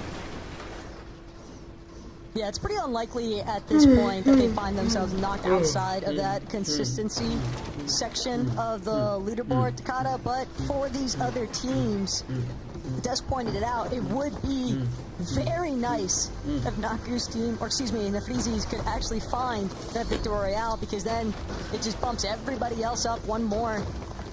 Makes that gap all the easier to try and close as far as actually securing your spot on the consistency side of the leaderboard. Ooh. Wait a second, though. It looks like back in the snowy side of the map, Volko for Strokey have got themselves into a little brawl, but it's down to a 2 versus 1. Excuse me. Mind if I just try and escape here for Strokey, though? Gonna be forced to back up. Recuperate some of those shields. Volko, though, trying to see if he can get those tags. But he might even chase this one out. In fact, won't even need to. Nake's gonna actually collect Skizzy on that escape attempt. A team already moved into the heart of Warriors Watch. Now means that Volko and Strokey could find themselves next up if they're not careful, considering that they are just a duo looking for that reboot ban opportunity. Yeah, quick cleanup. But don't want to get too risky, especially when you see a full trio finish off your elimination. Kind of just let them have it. As we look back at Noah, I was feeling some type of way when I saw Noah contesting height in the 1v3 last game. I know he's got that built up kind of confidence inside him now for this upcoming match, so I wouldn't be surprised if we see something big come from this trio. I mean, when it comes to Noah Riley, though, I don't think that confidence ever left. He was definitely moving some type of way in the last moments of Game 3. Almost makes you wonder. Darkos, though, on the other hand, he is in a world of hurting here, just trying to see if he can reconvene with Haiku, but he knows that he's being completely chased down, looking for anywhere to try and slip through, but Nako not willing to give this one up.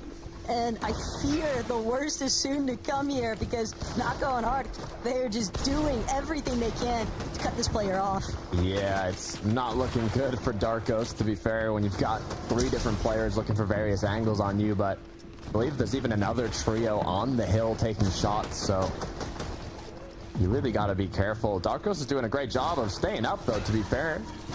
Kind of jumping through builds, jumping through windows, doing what he can now with a bit of time to pop a medkit and potentially even a big pot here.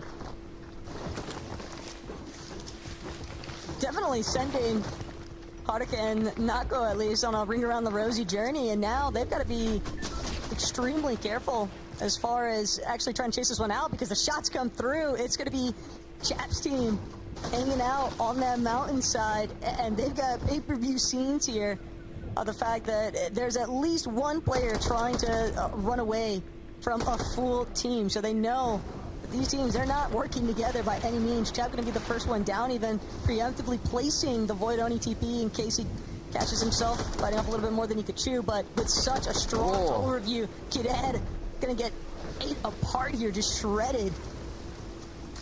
These tags can be incredibly beneficial for Chap, Noah, and Yanis here, because as you can see at the bottom right, the zone is pulling a bit towards them, which means they're going to be on the dead side if it continues to do so, and that's just going to open up a lot of kind of safety for them. The issue is, with that safety comes less opportunities to get damage, so if they're able to farm as much damage as possible here, even maybe take the fight, it could be enough for them to just kind of play calm and collected with a great positioning for the late game. As it looks like Chap might be doing exactly that, looking for angles, looking for openings, but so far nothing big connecting. Have to remember that this is Chap that we're talking about.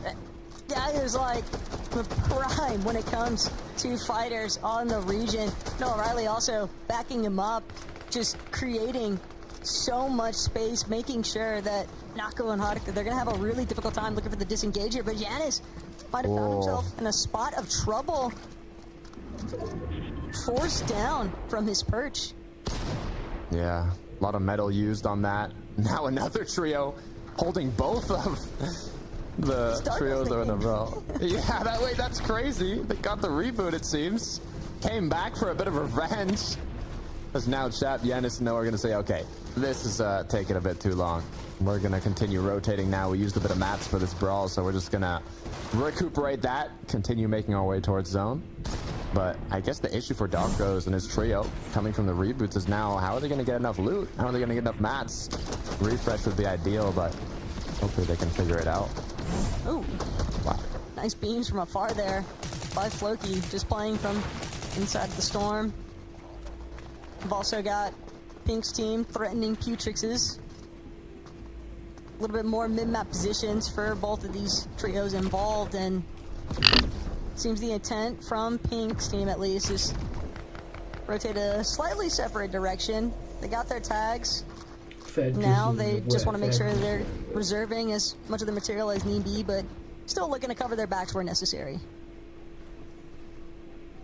And just 20 seconds left on this third zone until the see where the fourth one appears. Once again, a reminder that fourth zone is when Rift Island, Shogun's Arena, comes through, so players trying to position themselves maybe a bit more elevated if it does end up pulling towards them, but probably the least of their worries in this part of the game where they need to get more damage. They need to continue farming their hard mats, especially metal. As we look at Memo here. Plus, Pink's team, honestly, they might need to be the team that takes Shogun's Arena, just because when you think about how this game started off, it's this trio right here, Fid, Pigeon, Vegeta, and Turtle, that kind of played a little bit of spoiler alert, just splitting the loot at Demon's Dojo, and now it might come at a cost here. So many teams currently fighting it out by Foxy Floodgate. They're kind of revisiting that point. It's that Pink's team, they need the resources potentially that's provided by Shogun's Arena, but it's going to be two separate trios that have the same mentality here. Skrill and Hellfire, though, not looking too good. Nefrizi getting the better end of these third-party exchanges onto Strath as well. Yeah, I mean, Nefrizi, Lucia, and Starkis kind of have the freedom of being number one on the consistency leaderboard to play that much more aggressive, that much more confident. But it could lead to their demise as they take down one, but Starkis goes down as well, turning it into a 2 versus 2. Shogun Boss now joining the party as it looks like another elimination is going to come through for Nefrizi, and they're going to close out the whole trio. While it might be a brief celebration, Marino going to quickly ruin the fun. Instead, though, he gets absolutely shut down. Jumping straight into Nefrizi's box, thinking this is an injured trio. Instead, it's the other end of the pump. Nefrizi one more time, continuing to fight back, just refusing to roll over and let himself get eliminated by this fresh team that tried to roll up onto the island. Quickly going to decide, though, too much chaos with Shogun over there just exploding through your builds. Not a place you want to take a fight at, especially having lost Starkis in the Russell. So now they're going to go back and see what they can do about that, as Dre is going to be able to secure Shogun's Arena. Well, considering that they lost Marino, it could be very difficult for this team to actually maintain this positioning on top of Shogun's Arena. Surely Nefrizi is going to look for their hit back against the likes of this duo Leftovers, but until that takes place, Alak and Dre, they'll at least enjoy having some control with that Shogun Medallion early on. Yeah, I mean, they're kind of playing all or nothing. 30 points on the board. A victory royale is really what they want here. But it's not going to be so easy in the fourth match. There's a lot of trios that want that VR. On the other hand, though, you said, we talked about Pink earlier. I mean, they're in 10th place. They are right on the borderline of qualifying through consistency, which is why they took the safer route in that early game engagement. They can't take any risks. They're just trying to secure as many points as possible, and that's just the position that Nako, Harko, and Kide is also in. They do have that fishing rod to try and secure those extra little shield fish right before the end game. Oh, wow. It's just crazy to think, though, that Haruka and Nako, they've pretty much been chased by O'Reilly, Janice, and Chap since they were both kind of towards that splitting pins position very south of the map. The fact that they are now currently both still rotated in the same area, just wonder how much of it has been these teams kind of evenly exchanging blows, which is why Haruko even forced to kind of look for that fishing opportunity, because they need to recuperate those resources somehow. Yeah, I mean, if you know that the other trio beside you is also fishing, it's kind of safe to assume that they'll be comfortable peeking you and taking a bit of that damage as they can just be recuperated from the fish. So it's a good opportunity to get those tags. Andalex, Sado, and Marco, I believe over 300 damage on top of the surge threshold, so they're not in too much of a worry yet. It is 5th zone, so 74 players are gonna be what you need later on, as now the pressure is gonna continue. Just such a forced fight right now, though, for Faded's team. When you're sitting nearly 300 below that damage threshold, and you know that it's only a matter of seconds, essentially, before you're gonna also have to deal with some of these surge ticks. Karma as well. This is a team that doesn't necessarily need the damage. Sure, it'd be nice just because they're about 200 above. Karma's got to be careful, though. The way that he's actually choosing to open up some of these walls, he's got to make sure that he's still maintaining control of these boxes, because Faded certainly looking to barrel right through. Yeah, now the pressure is on as it has reached the 6th zone, which is the 50-player threshold for Surge. Still 20 players need to get eliminated, so they have to apply pressure here. They have to take this engagement as Figueroa's gone down. Tricks now on the upper hand, has lost a teammate. Karma was just a sliver of HP, but if he can get one more knock, it could be enough. Just a single shot needed to connect, but he has to reload that Oni shotgun, and he does just that. Tricks now with 3 eliminations, but it looks like another trio has come on through. Even with the Siphon being active, Tricks just forced to try and bail out. Regardless, it would not have been a very prime opportunity. He would have essentially been left as a solo in the first place. That revive dream getting shut down the moment that this new trio rolled in. And off in the distance, Alba trying to make history currently with her team. Potentially one of the, trying to be first woman to qual for a major one of finals here today. It's had a rough go so far, but Victor Royale, that's all it takes, Takata. Just one win and you are in. Exactly. That is all it takes. 1 VR, 1 match. You could have 0 points, Taco, going into the last match and still qualify if you're able to get that VR. We've seen how dominant High Ground has been. As we continue to move on to Fistroki here and Batman that are 116 above. Yeah, I mean, would definitely be a historic moment, though, for women across the EU scene if Alba could make herself first to qualify for Major One Finals here on EU. But again, this is just so dire for some of these teams that are kind of caught in the more congested side of this zone. Fistroki lost his shield entirely. The lobby just taking notice of these teams that are slightly later in for these rotates. Yeah, you have to be careful, because if you look at the 7th zone at the bottom right, there is a chance that this the 8th zone is going to pull towards the hill. So if you're planning where to kind of position yourself for the upcoming zones, you want to kind of put yourself in a place where it's easy to get on that elevation later on. For Nako, Pire, and Harko, though, they've lost a teammate, now forced to play it out as a duo, and this is a team that's right on that borderline of qualifying through consistency, so having to do it as a duo before the moving zones have even started is a difficult position to put yourself into, but that pressure is what you need to create diamonds. Pixie, I know what you are, but no, this is definitely what we've been asking for, though, right? Teams to really try and take head-on that battle for the high ground. Right now, Q-Trix up against the likes of Pink's trio. Chino, Pink, gonna teleport in even, but they're not the only ones looking to clash. Currently, Yeezy, Fakey, and Moser coming up on the boxes just behind PKR, but their position going to be given away because they need damage and they have to make it happen now. Love to see a pre-edit come through here as something that they can capitalize on, having that full trio with basically full HP.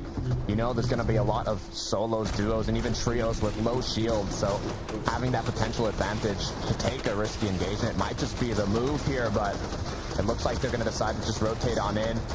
maybe try and look behind them for some tags, but the pressure's on them now. They have to be careful. Don't want to fall down below. Don't want to get dropped to an opposing trio looking for that damage. Batman's team, they might have the intentions though to just chop out those floors from underneath. Fakey's not going to be able to get the job done here. Pink, Nevs, and Chino credited with that elimination. 3 in total, so doing an excellent job though at maintaining their surge. All things considered, when you have such a heavy disruptor for your early game, like what we saw from being contested unexpectedly, Takada, the fact that they're in this current position, all they really need to do is just break their way through to the high ground. Oh yeah. It's easier said than done though, especially if you're in Festroki's position on the literal opposite side of the zone, having to do the furthest rotate possible in this 8th zone, as now it's starting to come to a close. These trios have 55 seconds now to plan their not only rotate to get into the zone, but the next rotate as well, and that's exactly what Pink, Nebs, and Chino are doing here on the mountain, is staying ahead, but Festroki's gonna find one. Sturkey finds one. Keep in mind though, saw Clement teleporting into that surge base. Might have been pre-existently owned by them as well. Could be some real problems for Pink's trio. Giannis, Noah Riley is well in the distance. Cringe, Cold, Solo is just kind of stuck on the outskirts of where all this attraction is pulling in. But Clement, Slakse, and Floki, having already set up this surge base in advance, they're going to find an optimal elimination onto Fakey and just continuing to try and spray down these secondary height layers. It's the perfect position though, north side of zone, right on the mountain. If it ends up pulling back towards them, it's going to be the perfect pull to maintain height. And even if it pulls away, they have so much elevation that they can instantly use those Oni masks without as much of a risk of getting blocked off by other players. Unfortunately for the team on height, it is going to pull back down south, so there's no longer that intense elevation. And now for the trios that were a little bit more scuffed per se, not as much mats or heals or anything, are going to have a bit more time to breathe. This is looking very nice though for Noah Riley, Giannis, and Chap. As now TPs to front side are going to come through from the team on high. Clement trying to do what he can, crank up, make sure that they still maintain it. Decent amount of materials as well, a lot of commitment to hard mats here, Takada. They clearly want this under their control. Be careful though, as Chino now trying to get ahead, might even land on height. Unfortunately, he's just 2 HP and a dream as he continues to go backside of zone now. He knows it's the way to play it safe as a solo, especially with 0 materials, is now just looking for another solo that he can pick off, that refresh needed to stay up. But with only 2 HP, he doesn't have a choice. He has to crouch through these builds that weren't his, get shut down almost immediately. Chap, Giannis, Noah Riley, on the other hand, kind of working their way through this secondary height layer. They have so much space established, all of these boxes belonging to them, kind of looking up, down, everywhere around. Noah Riley catches Floki up on the high ground. Brief chop attempt, but the way that the zone is pulled, they want to make sure they maintain their spot on that secondary height. They want to make sure they stay ahead of the pack. Issue on that is that the pressure from the high ground team is on second height, so although they have a great position, they know that the high ground team is aware of that, continuing to keep eyes on them. For Stroke, left of the solo is gonna take down Sado. Be careful though, it's another full duo in that box, is gonna be able to bro, bel mij zo meteen via Discord en laat mij zien wat jij in elkaar moet zetten van die PC. Laat mij dat zien. Ik bel jou gewoon via, bel mij via Discord en laat me zien wat jij in elkaar moet zetten, ja? With the high take, they're gonna teleport up to the high ground. Giannis though, no, he gets taken out inside of these secondary height layers. Dan ga ik eens zeggen of het moeilijk is of makkelijk. En ik denk niet dat die persoon echt alle moeilijke dingen eruit gaat halen. Want al die moeilijke dingen eruit halen is lijm eruit halen, alles. Ik denk dat het lukt. Bel mij zo met video's via Discord en laat me zien. As so many duos and trios are still up, the good news is full shield, full HP, even a spare water sprite to close it off. Look, teams trying to fight for height, but it's going to be Geforce trio who actually prospers at the nee, laat zien wat je allemaal moet in elkaar zetten in die PC. Dus hoe die PC eruit ziet nu. Wat er allemaal in zit. Laat mij zien hoe het eruit ziet. Misschien kan ik je helpen. Misschien is het de makkelijkste dingen die ik weet. Want ik denk niet dat hij de allermoeilijkste dingen eruit heeft. Gotta be careful. BKR now with 4 eliminations, trying to get back ahead of zone. Was so far behind, needs to group up with his team, but he's got a trail of enemies following him as it's pure chaos on the low ground. Oké, het maakt niet uit, maar laat maar gewoon en laat me zien. Stel je voor, het is alleen de videokaart en de makkelijkste dingen die erin en eruit kan klikken. Dan heb je het, dan hoef je morgen niet eens te komen. Dan heb je het al vandaag. Kijk, als jij wel speciaal wil wachten tot morgen dan, je kan me ook laten zien en kijken wat het probleem is, snap je? Was attempting to go for the heal off. That was really the only option they had left at that point. But the battle for high ground fizzled out, and Thug them just took full advantage of it. If only you saw my face, Taco, licking my lips when I see another Spanish trio taking home a victory royale, and Cito, Kifo, Maravik are able to close this one out. They did it in Group 1. Now once again another team representing Spain has done it in Group 2. And once again, Taco, from the high ground, the good news is there was a bit more contestation this time around. Yeah, that high ground just left so many teams torched. They just had nothing left in the tank, it felt like. So, dus je hebt die PC afgegeven aan iemand. Met die onderdelen. We've got so much more time than the rest of these guys. Even if they didn't necessarily have the hard material, it didn't necessarily matter because they knew just how messy those low ground layers actually became. And the work kind of did itself for this team, but you know, advantage of the opportunity was the play here. Gotta say congratulations to them, but also gotta see what the Deaths has to say. What I have to say here is finally we see a battle for height. I thought it wasn't going to happen, Levin. I thought people were just going to walk away with high ground. It was going to be just another easy day in Fortnite. But finally, this trio said, you know what? We need to fight for this. If we want to secure a spot in the Major 1 Finals, we will fight for it right here, right now. And they push out Noah Riley of all people and then go on to win the game. So well fought from them. No, absolutely. I mean, it only took us 4 games to see a build for it, but you know, we get there eventually. And I think it sort of makes sense, Mini, when you look at the context of like the timing in the tournament, right? We're running out of games. Teams like this, who maybe are lower down in the leaderboards, you know, you have to start to make a push, right? So, you know, I think they were, what, 30th going into that match? Like, that is crazy for them to get the win now because it was their only hope, it's their only option. For the team that they were fighting in Noah Riley's, right, those guys are a bit higher up in the leaderboard. It's why Noah Riley, there's no, you know, reason for him to just stay up there fighting for it. He might as well try clutch up more placement points. These guys had to get height to win the game and to make the finals. Yeah, they had 9 points going into this game, so this format perfectly described, perfectly shown exactly what it can do for teams that are lower down on the leaderboard. And for this team in particular, they took height at a really good time. As you said, it was Janice's team that were going up there at the same time. They just seemed to have a little bit more in the tank. They got those eliminations, and they had the materials to ride it out. First FNCS finals for all 3 of them as well, so big congratulations to all of them. That's right. You know they're on top of the world right now. They just have one thing left to do. Focus on the Major 1 Finals. When we return after this short break, we'll set up for the last game of the day here in EU in Heat number 2. One last chance for these duos to either punch their ticket in the consistency or get that victory all to make Major 1 Finals. We'll see you after this short break. We see you after this short break.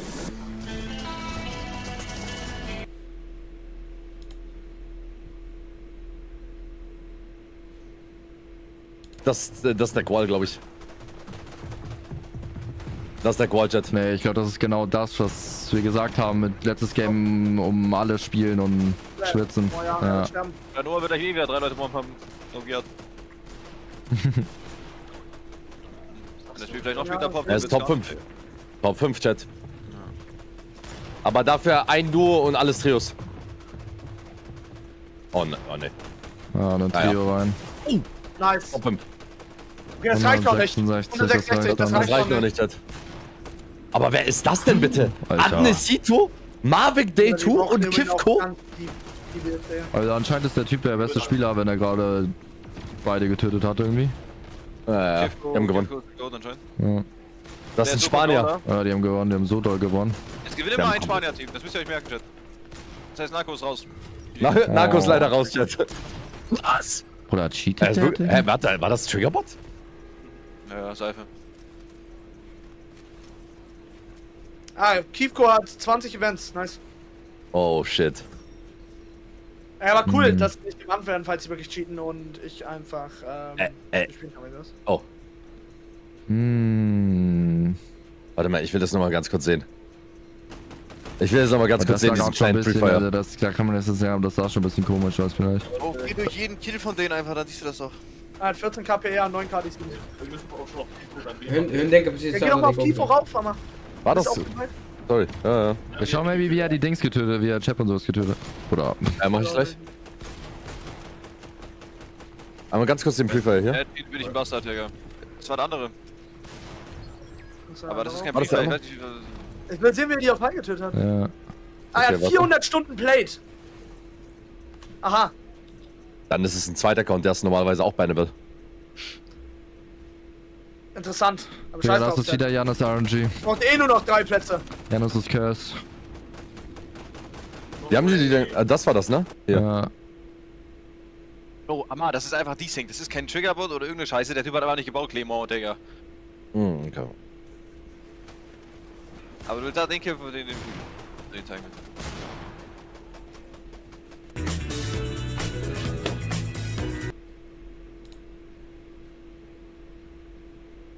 Klik-en-klaar internet van Odido. Dat is razendsnel internet voor thuis dat iedereen zelf kan installeren.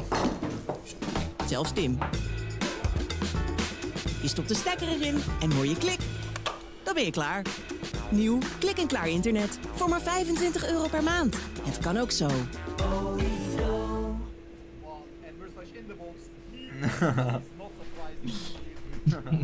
It really wasn't surprising, bro. Like, I knew what your reaction was gonna be. Number 2. Bro, thing is, we were like running fucking 2 movings on height, and Swizzy was just laughing. He was just full. Mero's live met crypto. Laten we kijken wat hij heeft te showen.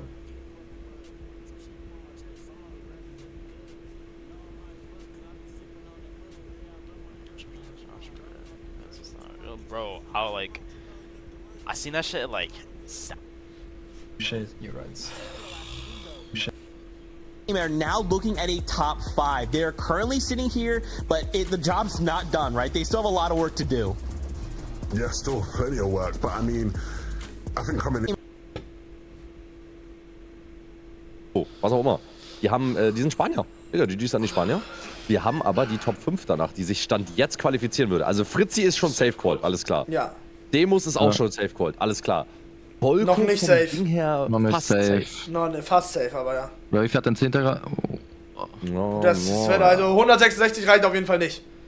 Guck mal, Top 13 hat noch 122. Irgendein Team davon wird schon 40 Punkte machen. Ja, das ist true. Oder die sind da alle so close. Nein, du musst Top 11 schauen, ne? Top 125 Punkte. Die haben gerade einen wie viel? Ne, genau 50 Punkte Lead haben fast Rocky und Volko. Ich glaube, 50 Punkte durch eine Runde ist schon, man kann schon rausliegen. Ja. Ja, die können schon fliegen. Also ich sag's ehrlich jetzt. Also die ersten sind auf jeden Fall safe. Von der Liste abhaken hast du? 1, 2, 3. Ja, 1, 2, so, die auf jeden Fall. Ja, die sind safe. 100%. Okay, warte, das können wir abhaken, Chat. Demos. Zack, jetzt machen wir schon mal von der Liste abhaken. Demos. Also, Ach, du hast, ich wollte gerade sagen, du hast nicht Alusha, das wollte ich gerade sagen. Ja, nicht, dass du Hellfire Call sagst. Nice. Ey, Akira auch nicht krass. Ey, zum Glück habt ihr die Liste gemacht, während ich hat eine Runde gewonnen. Naja, zum Glück hast du auch was gesagt, oder? Du warst einfach instant. Ja, ich war scheißen. Ja, ich hab gesagt, ich scheiß mir in die Hosen. Nathan hat eine Runde gewonnen, kannst du auch wegmachen. Achso. Ja, stimmt, Nathan hat eine Runde gewonnen. Nathan hat eine Runde gewonnen. Zack. Boom. So, okay, dann haben wir 1, 2, 3. Die sind hier, die Polen, die können nochmal raufrutschen. Wenn Clément eine gute Runde hat. Wir müssen uns jetzt Clément, die Polen, Freuzi und ja, Pink eigentlich merken Pink, und ja. Narco. Ich sag ehrlich, 166 wird wirklich auf gar keinen Fall reichen. Also diese 4 müssen wir uns merken. Wie jetzt Bagger, ich sag ehrlich. Jetzt Bagger. Jetzt drück den Knopf, Digga, noch, drück den roten Button. Diet. Mann, was mit meiner Cam? Ja, Glatzko, mach einfach die Cam nach rechts, ich verstehe dein Problem nicht. Hab ich doch.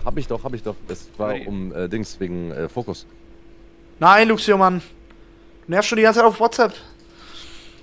So, letzte Runde jetzt, Chat. Boah, jetzt wird's nochmal spannend. Ach du Scheiße. Luca, Rappy, Oshti, The 1Q und Jonah. Danke für die Subs und Gentleman of the Game.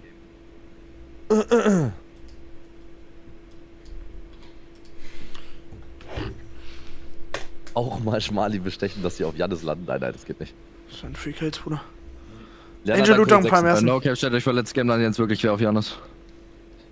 Digga, das wäre... Der Bagger, oder nicht? Ich dachte, das Danny der hat da so ein bisschen was Bagger. abgeklärt für letztes Game, um safe zu gehen. Die Also Lenny hat, Überraschung. glaube ich, die letzten 5 Plätze von FNCS gerade einfach angestimmt und gesagt, you're all getting 1000. Oh, da You're all muss getting jetzt... 1000. Oh nee, scheiße. 10 kills, like, are 30 points. So, Guck mal, Reason. Ja? Würde es nicht theoretisch gehen? Guck mal, du gibst mir 15k, ne? So. Ja. Und ich habe ja mit dem ganzen Zeugs gar nichts zu tun. Wenn sie mich bannen, ist mir ja egal. Und du sagst, Amar, verwend das Geld, damit du die letzten Plätze anschreibst, dass sie alle in Mars landen. Zum Griefen. Und keiner findet heraus, dass du mir das Geld gegeben hast. Dann ist doch scheißegal, oder nicht? Ja, aber das lohnt sich nicht, 15k, Digga. Mit 15k kann ich auch einfach jemanden PC crashen lassen at this point, Digga. Okay. Also wie? Ist es... Kannst du das?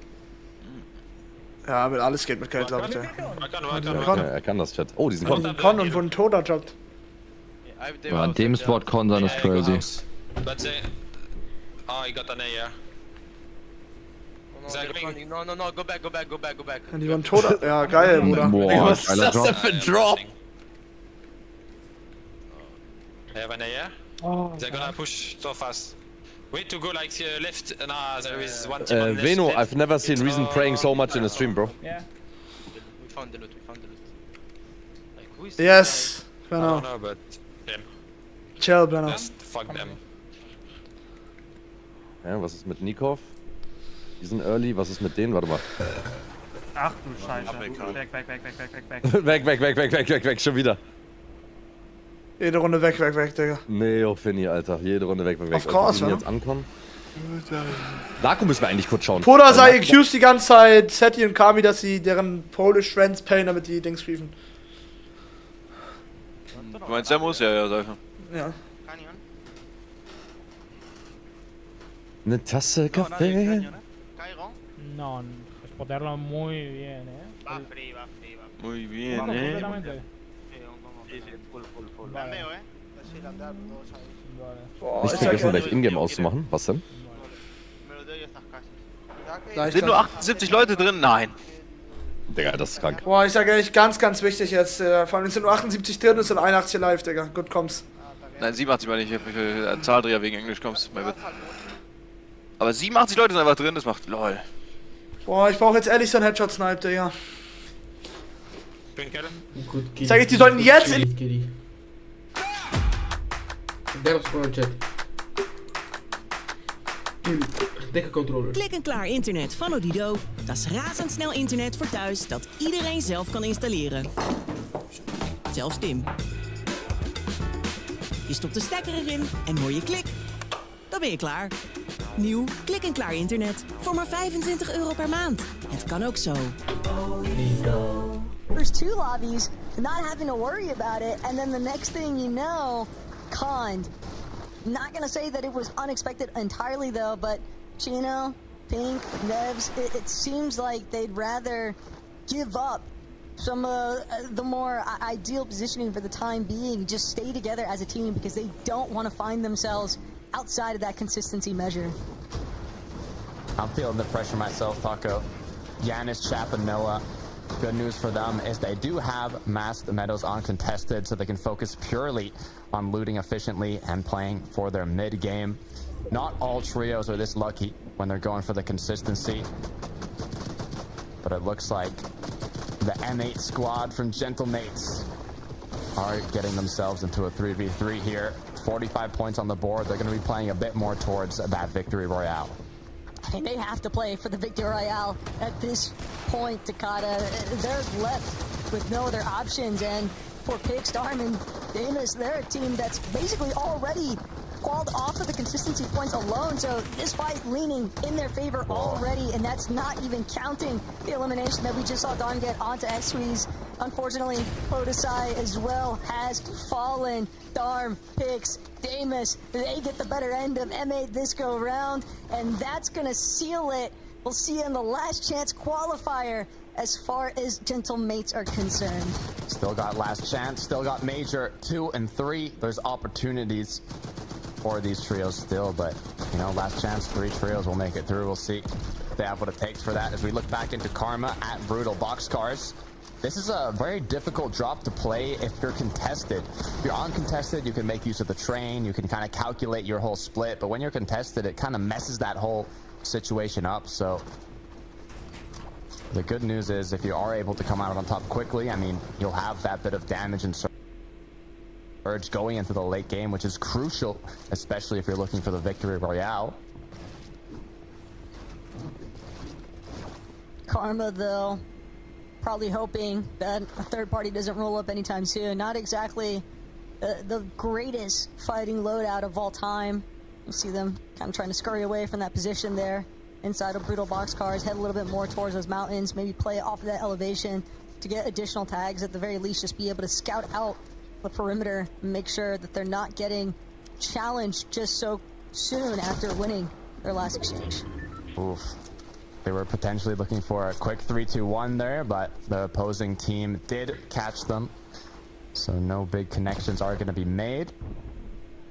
As I'm trying to see, yeah, they're just going to Oni mask around them, continue rotating through, get a bit more centered in the zone, making sure they're getting as many materials as possible. Now on your rotate, it's quite simple to get wood and brick, but the issue is finding kind of stops and including that in your rotation to find metal.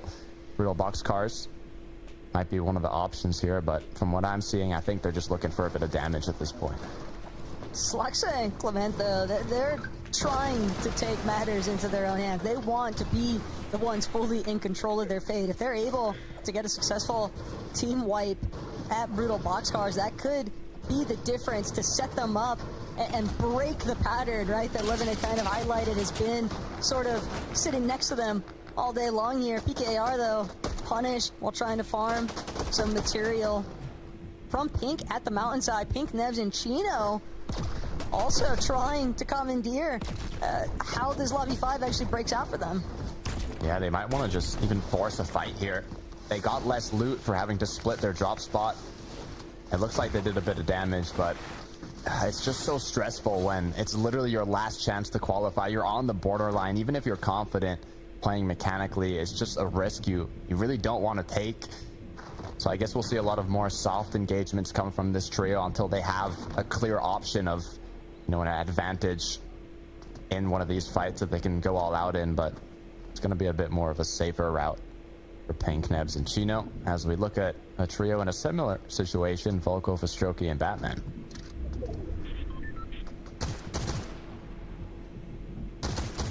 I think for some of these teams that have that more veteran experience, though, like Pink, like Nebs, you almost have to play this lobby as if it isn't your last, because you don't want hesitation to then cause problems with commitment to your strategy.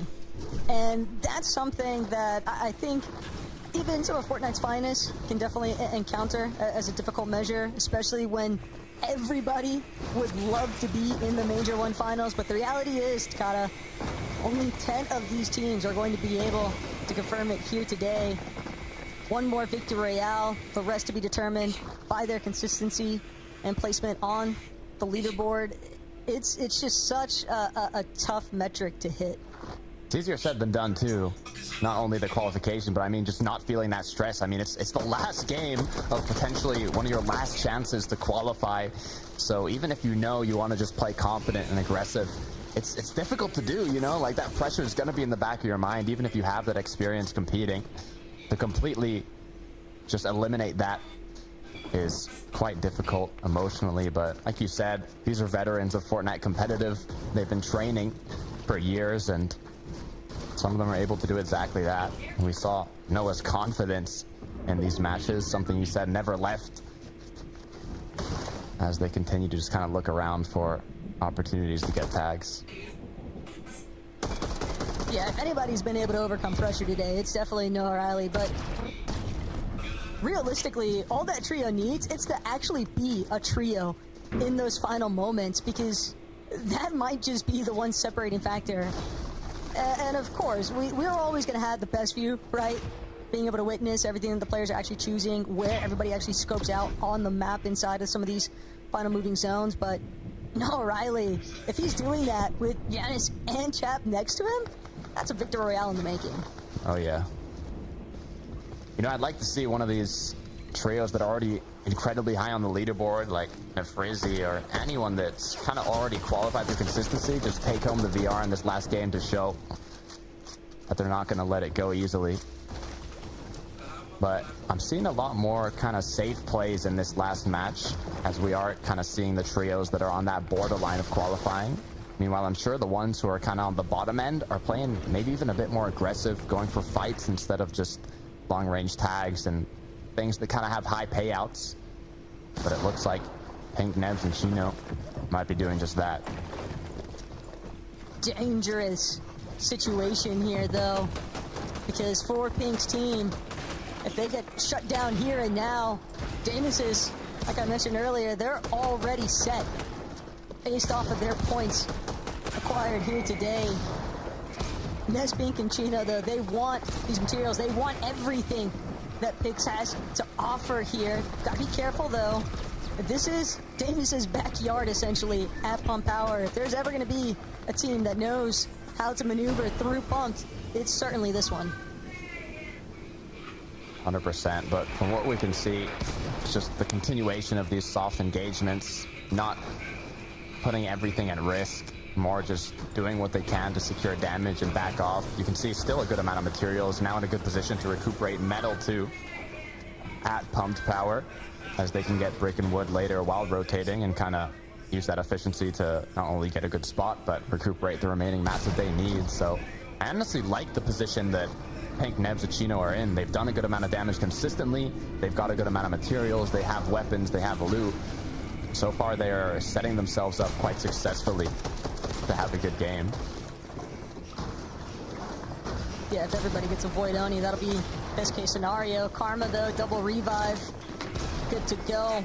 But how much time did it actually buy up against the likes of Slaxe and Clement, who are looking healthier despite being a duo up against 3? They might have to abandon this exchange, though.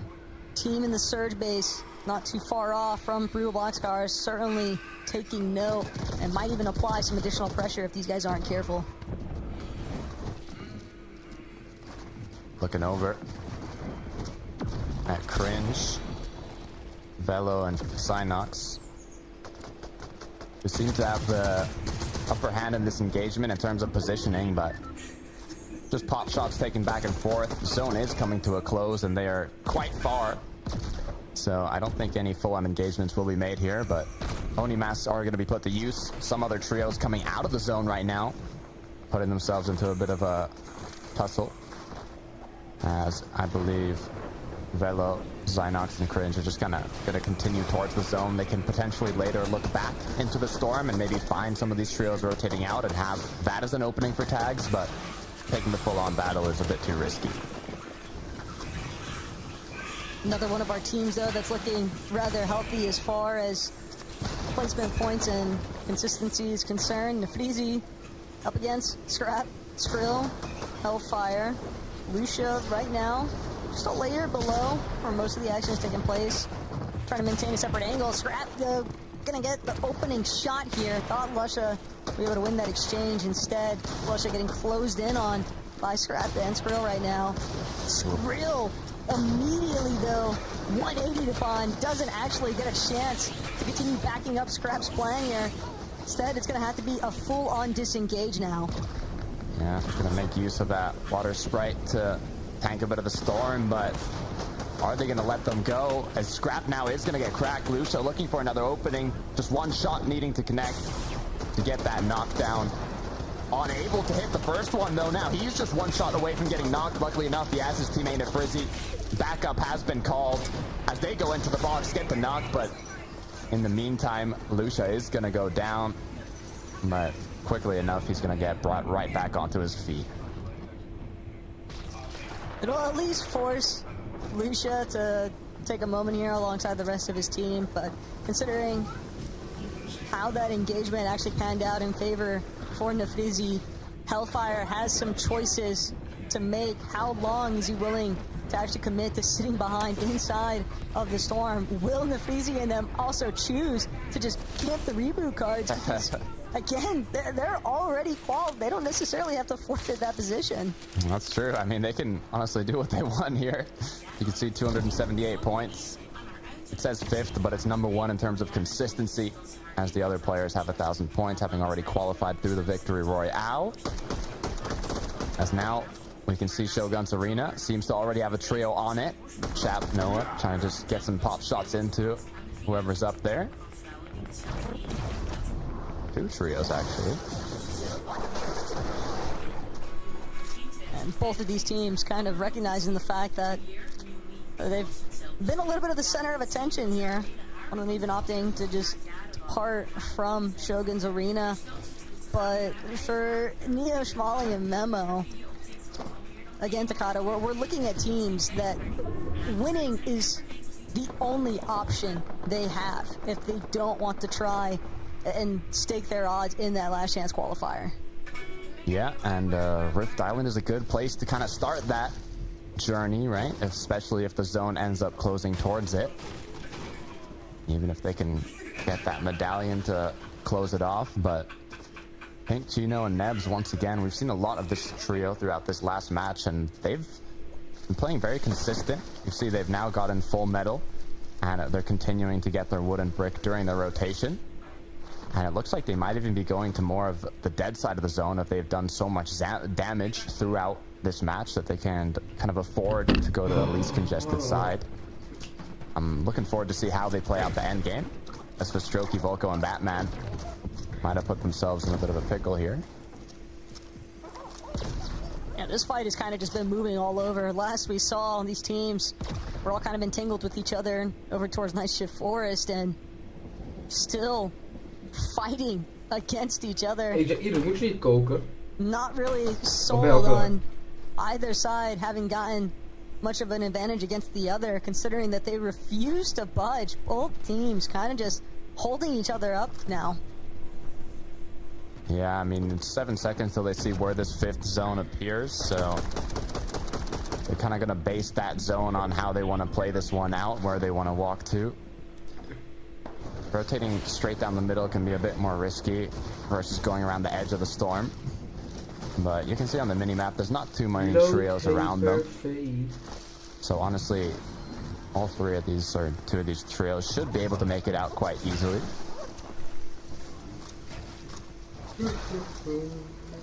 Another double revive caught on camera here. Tough spot to be in, though, if you are Andalek, Sato, and Marco. A couple of teams kind of standing between them and this rotate out of Lost Lake. They do have those Void Onimas, though, but if you TP in plain sight, you can expect that these 2 teams surrounding them are definitely going to try to get a piece of them as they go. Looks like they're going to attempt to do so. Marco might have been left behind, but no, is going to be able to get the Oni mask. All 3 players successfully kind of escaped. Was a little nerve-wracking, but so far so good.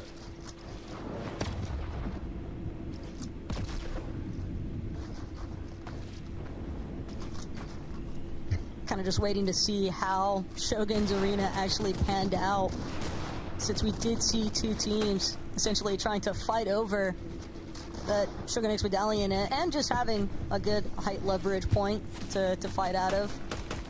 A lot of teams, though, Takata, just they're taking notice of each other, but nobody necessarily wants to hard commit. Yeah, you can kind of see that pressure from it being the last game, and not only that, I mean, Freuzi, Scout, and Elk here that we're looking at went into this match in 11th place, just 1 place off qualifying through consistency, and not only that, they have not made an FNCS finals before, so it means a lot to a trio like that.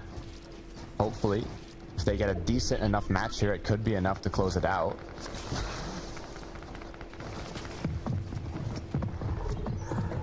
Not going hard, though. They got to be careful with Giannis and Norili's team. Slogside, Floki, Clement as well. Barely sitting 16 above the damage threshold.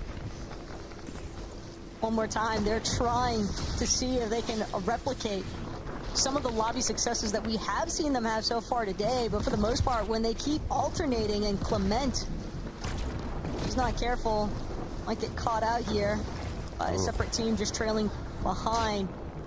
Barely making it into the edge of zone though, and with only one medkit and now sitting underneath that surge threshold, Clement has to hope that Sloxay or Floki is able to find a connecting shot onto someone, anyone, to just get them above where they need to be.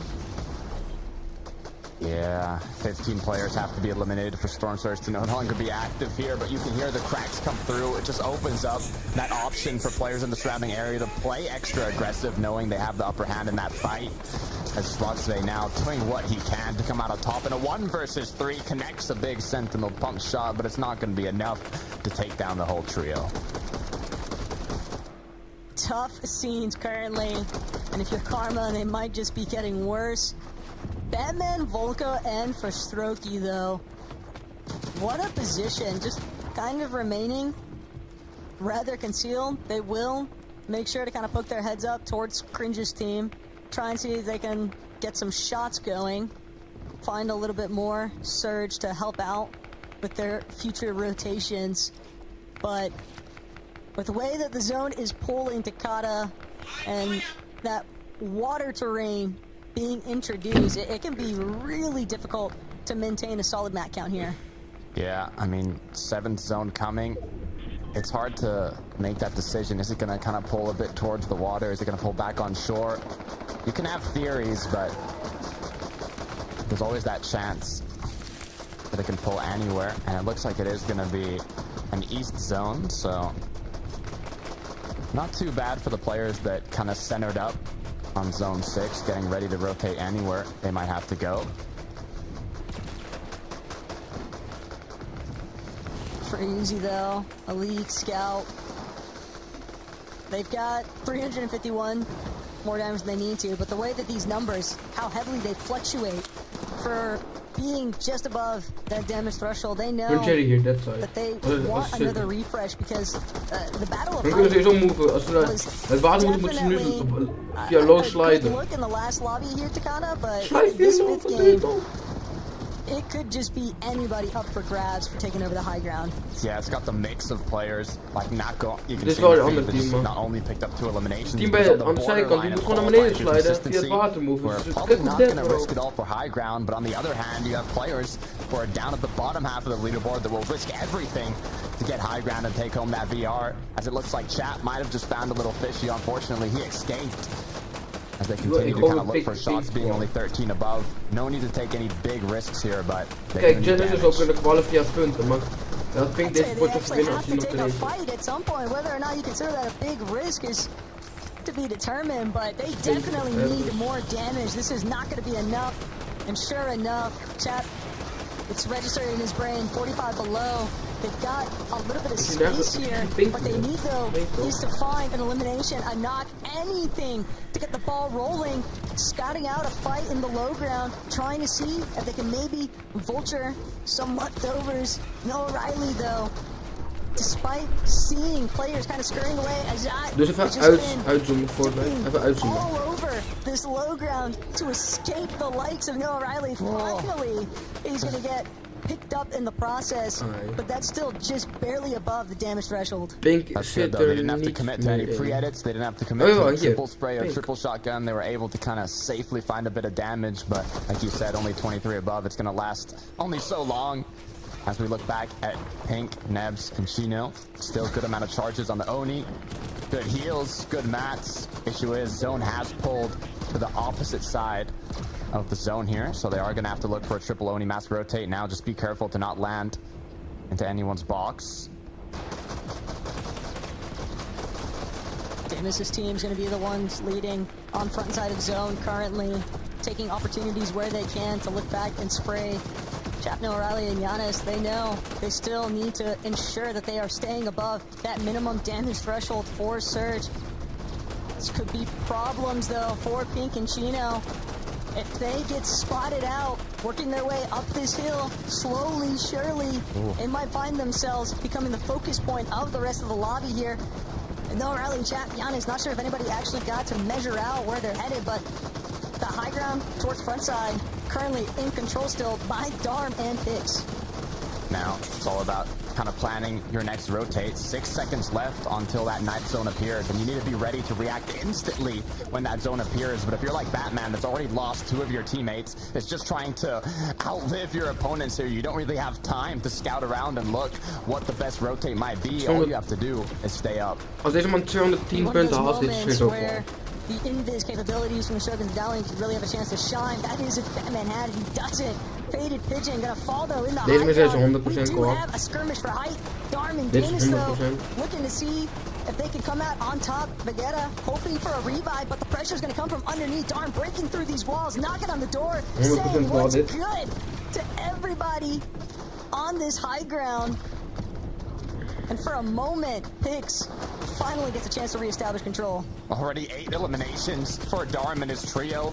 Darm actually leading the pack today in terms of eliminations out of the whole lobby. So all they have to do now is close this one out. They have taken height, but the issue I'm seeing is they've got materials, but I don't know if it's going to be enough to fully close it out if they get contested once again. As Chino, Pink, and Nebs are doing exactly what they need to do by just staying up and securing those points. To qualify through consistency, the drop's actually going to come through out to Yanis. He gets knocked.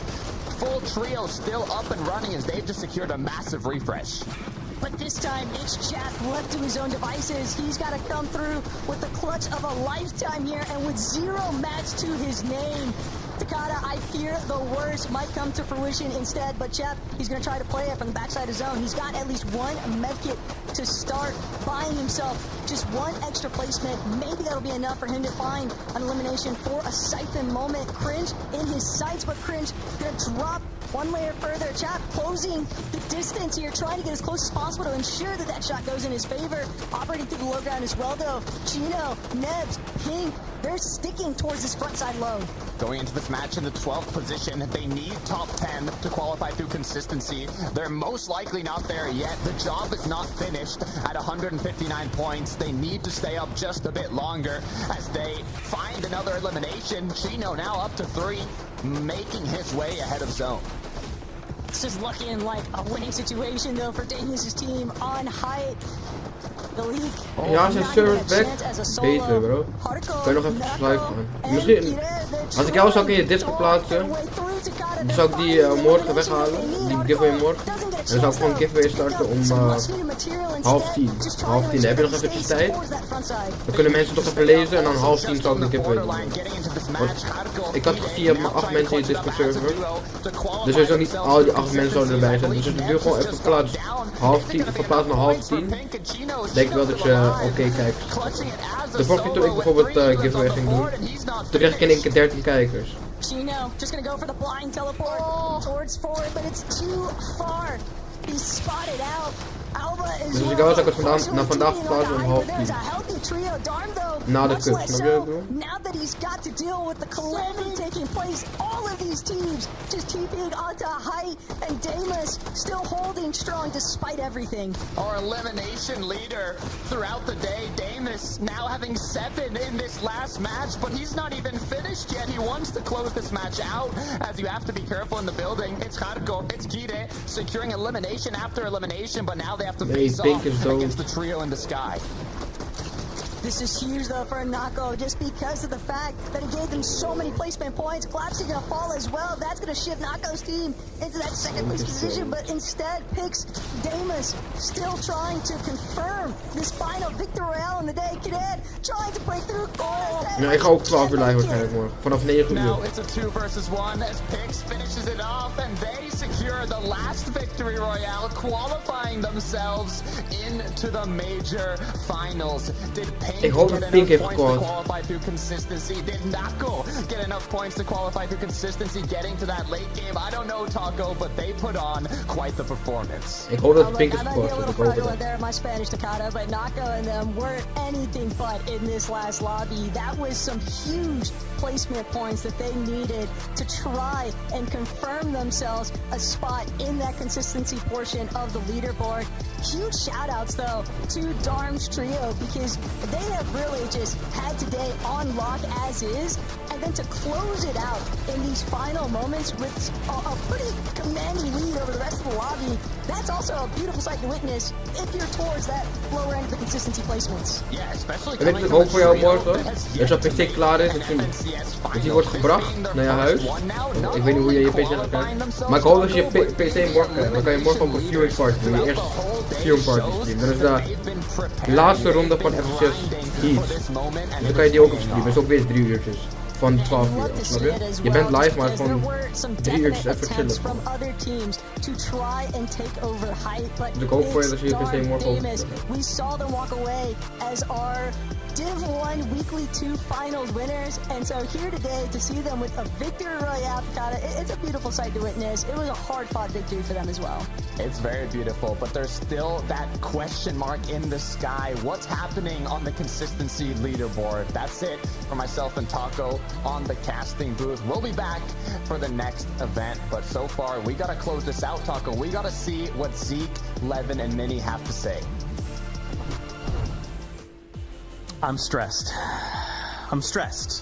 This is possibly, well, I think everyone in the lobby wanted this trio to win, right? Yeah. Because they were already in the top 5 in consistency. That means that they now move up and the leaderboards will move down 1. And with so many of these trios fighting for one of those consistency spots, this is going to come down to the wire. We do need to turn attention to the trio, though. As our casters kind of pointed out, they just had so many of these games on lock. They really were trying to show us that when it comes to a Major 1 Finals, they can be consistent, right? Because at the end of the day, being consistent will win you that spot going to the Global Championship later on this year. And that's what they're just trying to show us. They're really trying to drill in, look what we're capable of, look what we can kind of, the adversity we can fight through. We are top contenders. We are deserving of potentially walking away in that number 1 spot. Absolutely. I mean, you know, when my good friend Coach Harry put Demas and Pix on my radar last year. Deze mensen sowieso kwallen, ook al hadden ze geen win in cash cups. You know, I very much sort of look forward to them, and the way it was sort of framed was, imagine a younger Cammy and Seti who just get fraggy sometimes, right? And like, the idea of that was crazy, and at times they've showed us that level, and today in this lobby, you know, it felt like they were just that. They were able to make it to these endgames consistently, but do it with such high eliminations that they've just looked unstoppable all throughout the day, Minnie. Yeah, they really do get Fraggy Demas there with the elimination leader on the day. So it just shows that this trio, they really have the firepower and what it takes to get over the line. They've even switched drops a little bit throughout the day today, I believe, landing over towards the lake. Of course, landing over at Pump Power at the beginning of the day. That's where they were shaping up. So they have this in their locker, the ability to be able to switch up, change things up. And as I mentioned at the beginning of the show, they won Week 2 divisional finals. They've been looking good all season. They've been very, very strong. And it's nice for them to showcase what they can do, both winning a game and also not getting outside of a top 8 today. It just shows they're consistent as well. It kind of does scare me though, boys, because we can't forget about the shark in the water, right? Queasy getting that first victory out on the day. The guy who is going to be looking for a height is not there, right? And so this is what they can do when they have those height possibilities. But when we turn attention, we can't forget, right? Queasy, Swizzy, Murstache, they're still waiting, right? They are still, and on top of the trios that made it last week, the trios we have to see to tomorrow, there's still a lot of ways that this could still go down. And so I'm just kind of excited to see what's in the future. This is a look back. In case maybe you're just tuning in, you missed all the action. Here's everyone that won themselves a victory royale in these 5 matches. So they're good. They're straight through to the Major 1 Finals. But gentlemen, we still have to talk about the consistency. Who made it in top 5? So when we look at these standings, we're basically looking at from the 5th place, or 6th place rather, down to 10th place, okay? And here we go. Obviously, Nafrizi, Lucia, Rakuzan, we saw them. They are great. But look at that 5th place spot. Wow. Pink, Nebs, and Chino made it in by the skin of their teeth, boys. When we turn attention to these standings, we're going to have to just see how close this was. But to see them kind of fighting all of these matches, really trying to hone in, really trying to take it all the way as far as they could, to see them actually clutch it up and in this final game secure that spot, it's gotta feel so amazing. Right, and it started off so scary, right? Because you had Vegera, Turtle, and Faded who sort of landed over towards Demon's Dojo and were giving them problems. They sort of rotated out of it a bit earlier.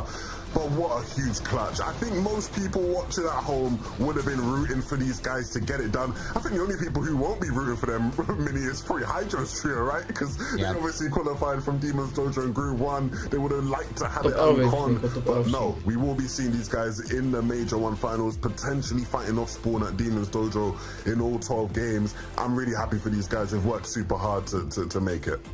Yeah, they have. They've been grinding so much. They understand the game so well. They've always had so much potential. Nebs in particular is always one of those players that has the ability to just pop off in so many different moments, but hasn't quite got it all together when it comes down to those finals. And for Major 1 finals, I'm excited to see whether he can sort of bring that fire, bring that heat with, of course, Pink and Chino. And it was so close for those guys getting in there in 10th place. I think they only just about qualified by a single placement, which is crazy. I know Chino, or a single point, I should say, which is crazy because Chino was qualifying them at the end there with the solo clutching. And what was so funny is that Pink yesterday was trolling Chino. He was saying, "Oh, look at this guy, level 600 on Fortnite. What is he doing? How is he such a high level, mate? He's going to be thanking him now for being such a high level and putting the work in because he's just qualified them through to the Major 1 finals." So insane. And when you guys look, when we turn to that second page, I'll go ahead and spoil it now. They beat them out by 1 point. Wow. Okay, 1 point was the difference maker. That was enough to help Pink get in through. But we can't forget as well, another thing I wanted to call out, 13th place, Floki Clement. Slot say, we saw them go down early, and when they went into that game, they had that 153 points, and they couldn't get anything else. And that's how volatile some of these lobbies can be, right? If you're not careful, if you make a mistake, you can be eliminated early, and that game was not the time for that to happen. Tough. I mean, it's just the brutal nature of the FNCS group stage. The dream isn't completely over, right? Because they have last chance qualifier next week, but honestly, yeah, it'll be heartbreaking, right? For any team who was in one of those positions, right?